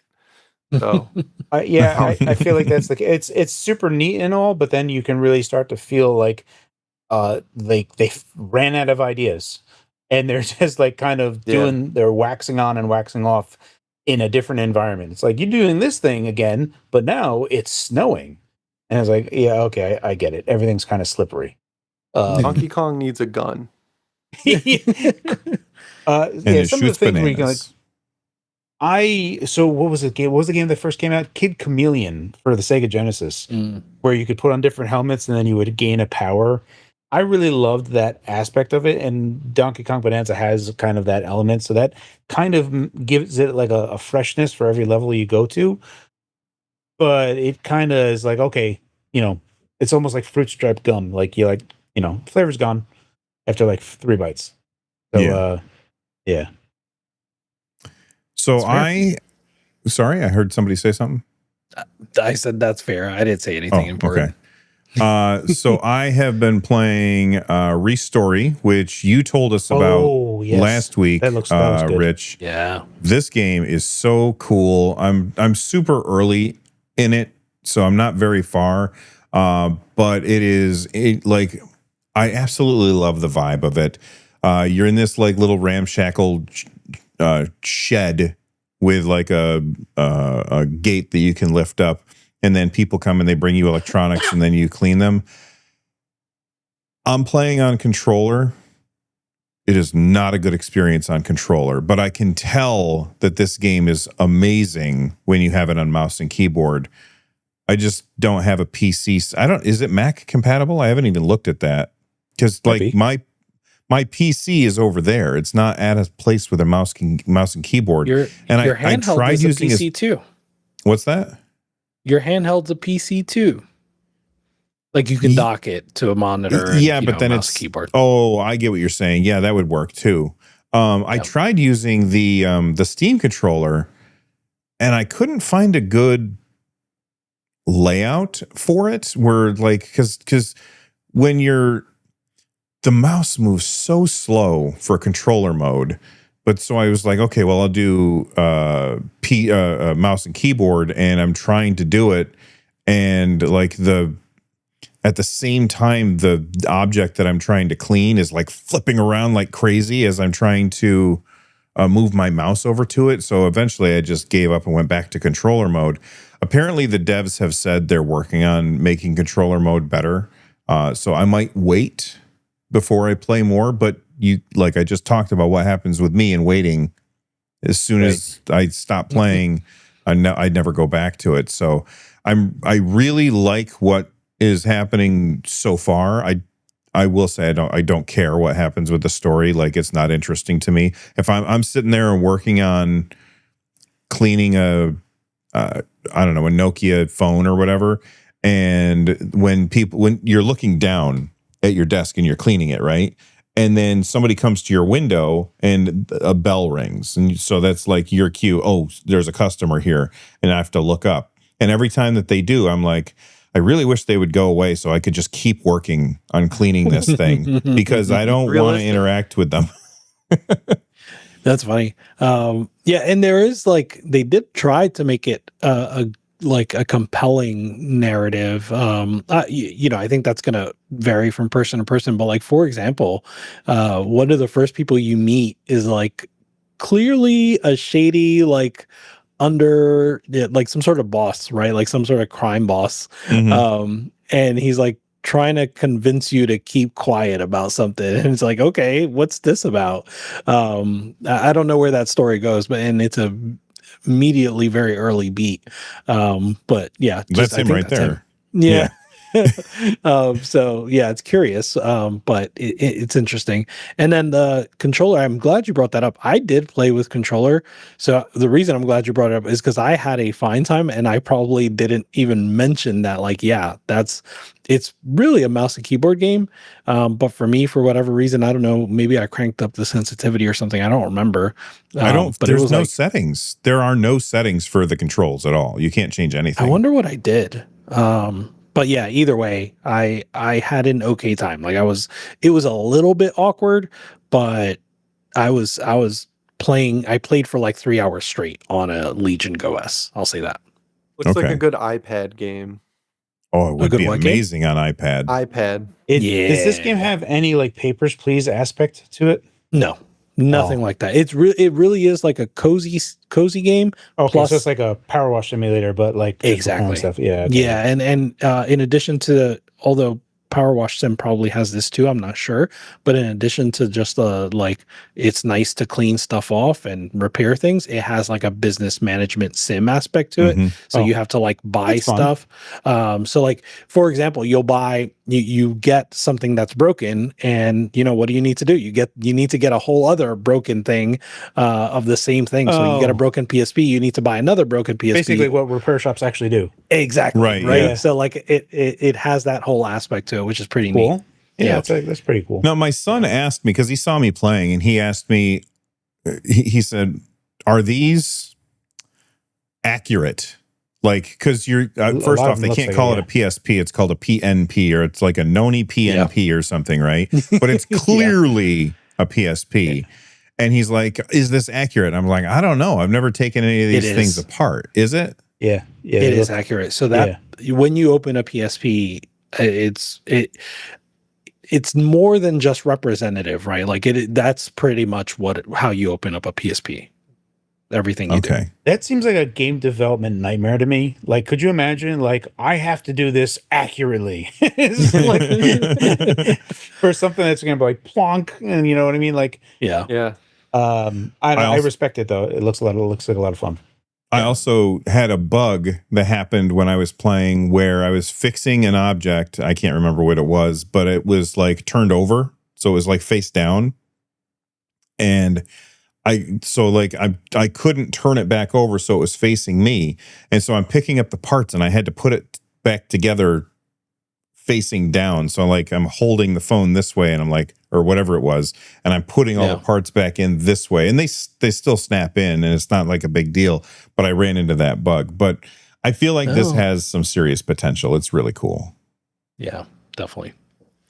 And then the other game that I played, I can't tell you because I thought it was called Zexion. I think you're looking for. I looked it up because I was like, which one does he mean? And I think it's Zexion is how you with spell an it. E-Z-E? Is it a Metroidvania? Yes, that's it. I found it. Yes. Okay. Yes, Oh, is that exactly. that old one? Well, I don't know when it came out. You might be thinking of Zaxxon. That's right. Yes. Yeah. Yeah. Yeah. I ran it. I was looking for this game. I was like, which one is he talking about? I've never heard of either of these. Oh, okay. No, I do know what this one is. Yes. Yeah, so We've this talked is- about it before, I think. Yes. Have we? Yes. I think so, yeah. we have. Yeah. Okay. Well, it was on my wish list, and I finally decided to buy it. It was the same day that I bought Restory, and so far I'm super early into the game because I kind of glommed more onto Restory.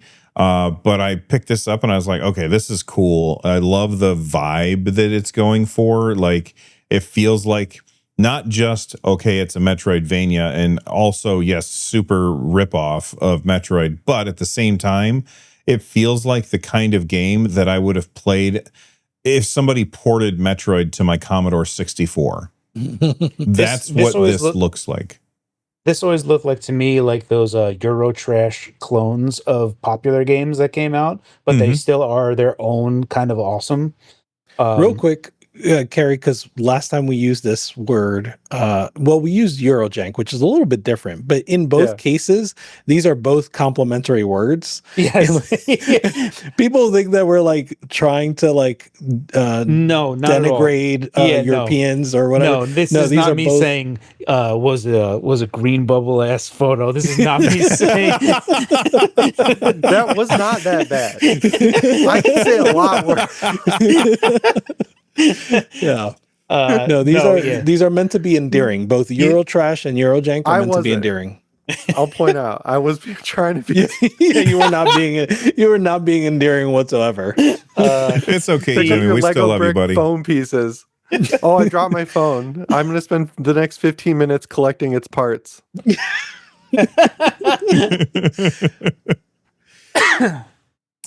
How is Eurotrash. How is Eurotrash and whatever the other thing is? How is that a nice thing? Because that sounds terrible. So no, like for example, there's a lot of you look at the Amiga days, right? With the 86,000, the 86K, right? The Motorola 68K, Motorola 68K, which eventually came into the Genesis, but it was in the Amiga before. So Europe had the Amiga, and they really like went deep on there. So you look at like all the hardcore scene stuff that they do within like 4 kilobytes and all the other stuff. There's a lot of stuff that comes out of there, and there's a lot of games that eventually translated to like commercial titles, and they would use all of those techniques like 3D spheres and stuff, even though everything was in 2D. So there's lots of those things where when I say Eurotrash, what I mean is like it was almost how like Ubisoft is. Ubisoft has this technical ability. When you think of like all of their middleware stuff, like Assassin's Creed, like how the guy will like seamlessly go through a crowd and like walk elegantly through a crowd and stuff. So the technical aspect of it is like really well done, but everything else on it is almost like half-assed kind of way. It's still a fantastic game, but there's parts of it where you're looking at it like you're like, oh man, that's all really super well done, but like this is not. And you can there's this weird juxtaposition of contrast that you can see like dueling elements of where the programmer seemed to care. And it's I'm not saying that that's bad or good or not. I'm just saying that it has that element to it of, oh, there's that game that came out. Let me do that thing, but I'm going to like master it in this one technical aspect. Also, I don't have the rights to that character, so it'll be Monald Muck and Ricky Rouse. You know what I mean? Like it's that type of thing. Or the Noni PNP.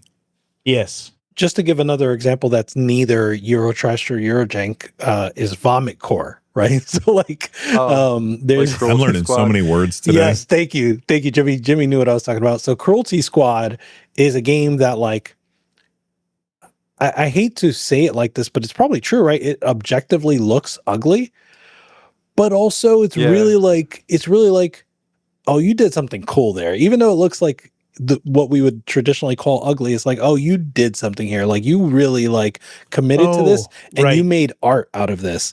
And This so is some like 3DO like tier. yeah. Yeah. And so like this aesthetic is referred to because Cruelty Squad, it has now inspired a bunch of other games. So this aesthetic is now called Vomit Core. This is like early 3D. Again, this is like kind of like when we look at the 2D one of like the Euro thing, what I'm talking about is like you can see the technical aspect of what they were doing Jeez. is like really impressive. And then they just kind of slopped the art on top of it because it's like that's like not as important as the technical wizardry that is going on underneath to have created that. That's the kind of thing that I'm talking about. And you get like this is like almost N64 PlayStation 3DO, but very early 3D type of stuff that was going on. What's the name of that? There was a game that was basically a Doom clone, but you're a taxi driver for 3DO. I don't know. Doom Clone Taxi Driver for 3DO. Wow, that sounds amazing. That's It's actually Claude. pretty good.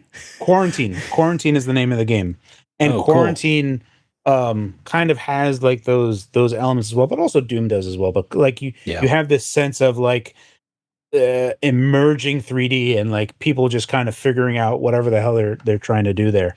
Yeah. Wow, that looks cool. It's actually a really cool game. And Cruelty Squad, one thing I was gonna say too was it based on what you were saying, and this reminds me, right? Like it kind of looks like what if Mario 64 never came out and like Bubsy 3D and Jumping Flash Right. served as like the basis for all 3D games afterwards. Right. Yeah. Yeah. There's that that reality, right? Yeah, that reality. Yeah. Yeah. So Zexion, Bill. The Metroidvania. Yeah, I don't know. I like I said, I've played a little bit of it, and I'm going to be playing more of it. But like, it's on my I bought it, and it's like on my radar. And it's the game like that and Restory are the games that I'm going to be playing probably this week because I think that both of them looked really good, and they were both on sale. I think right now, and I just couldn't help myself. So those are the ones I picked up. And Zexion, I've only played for about 15 minutes, and I'll say this about Zexion, because I don't want to color your opinion too much. I think you will have a strong opinion about Zexion. I don't want to say what that opinion will be or why you will have it, but I think you'll have a strong opinion about Zexion if you play 20 more minutes. This wasn't the game that I bought, and then you told me it had a horrible, like you bought it too, and then you said it was terrible, and so I returned it. That wasn't this. I don't think This is the Zexion second is. time you bought it. That's happened to me before, where I've forgotten. You guys know me. Yeah. I can't remember anything. Yeah, I don't think this game is terrible. Okay. Yeah, I think this game is good, but I think you'll have a strong opinion. And what was the Metroidvania that you and I both bought, and you were like, "This is trash. Return it," and so I returned it.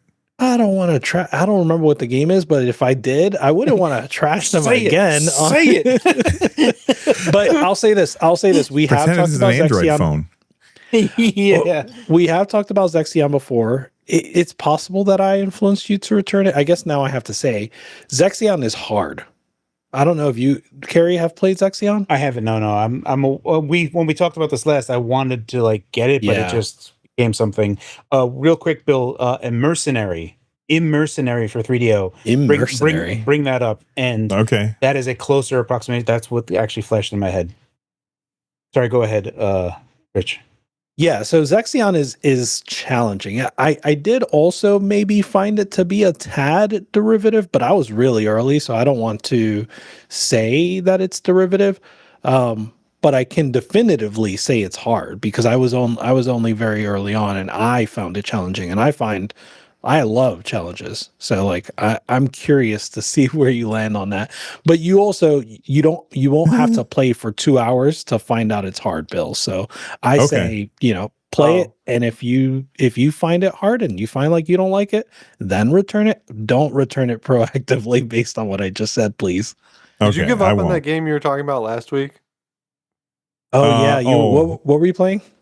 I can't remember the name of it. Gravity Circuit. Gravity Circuit. I haven't given up on it, but I have not made any progress. That boss is a nightmare. I will Pick it say, just apart.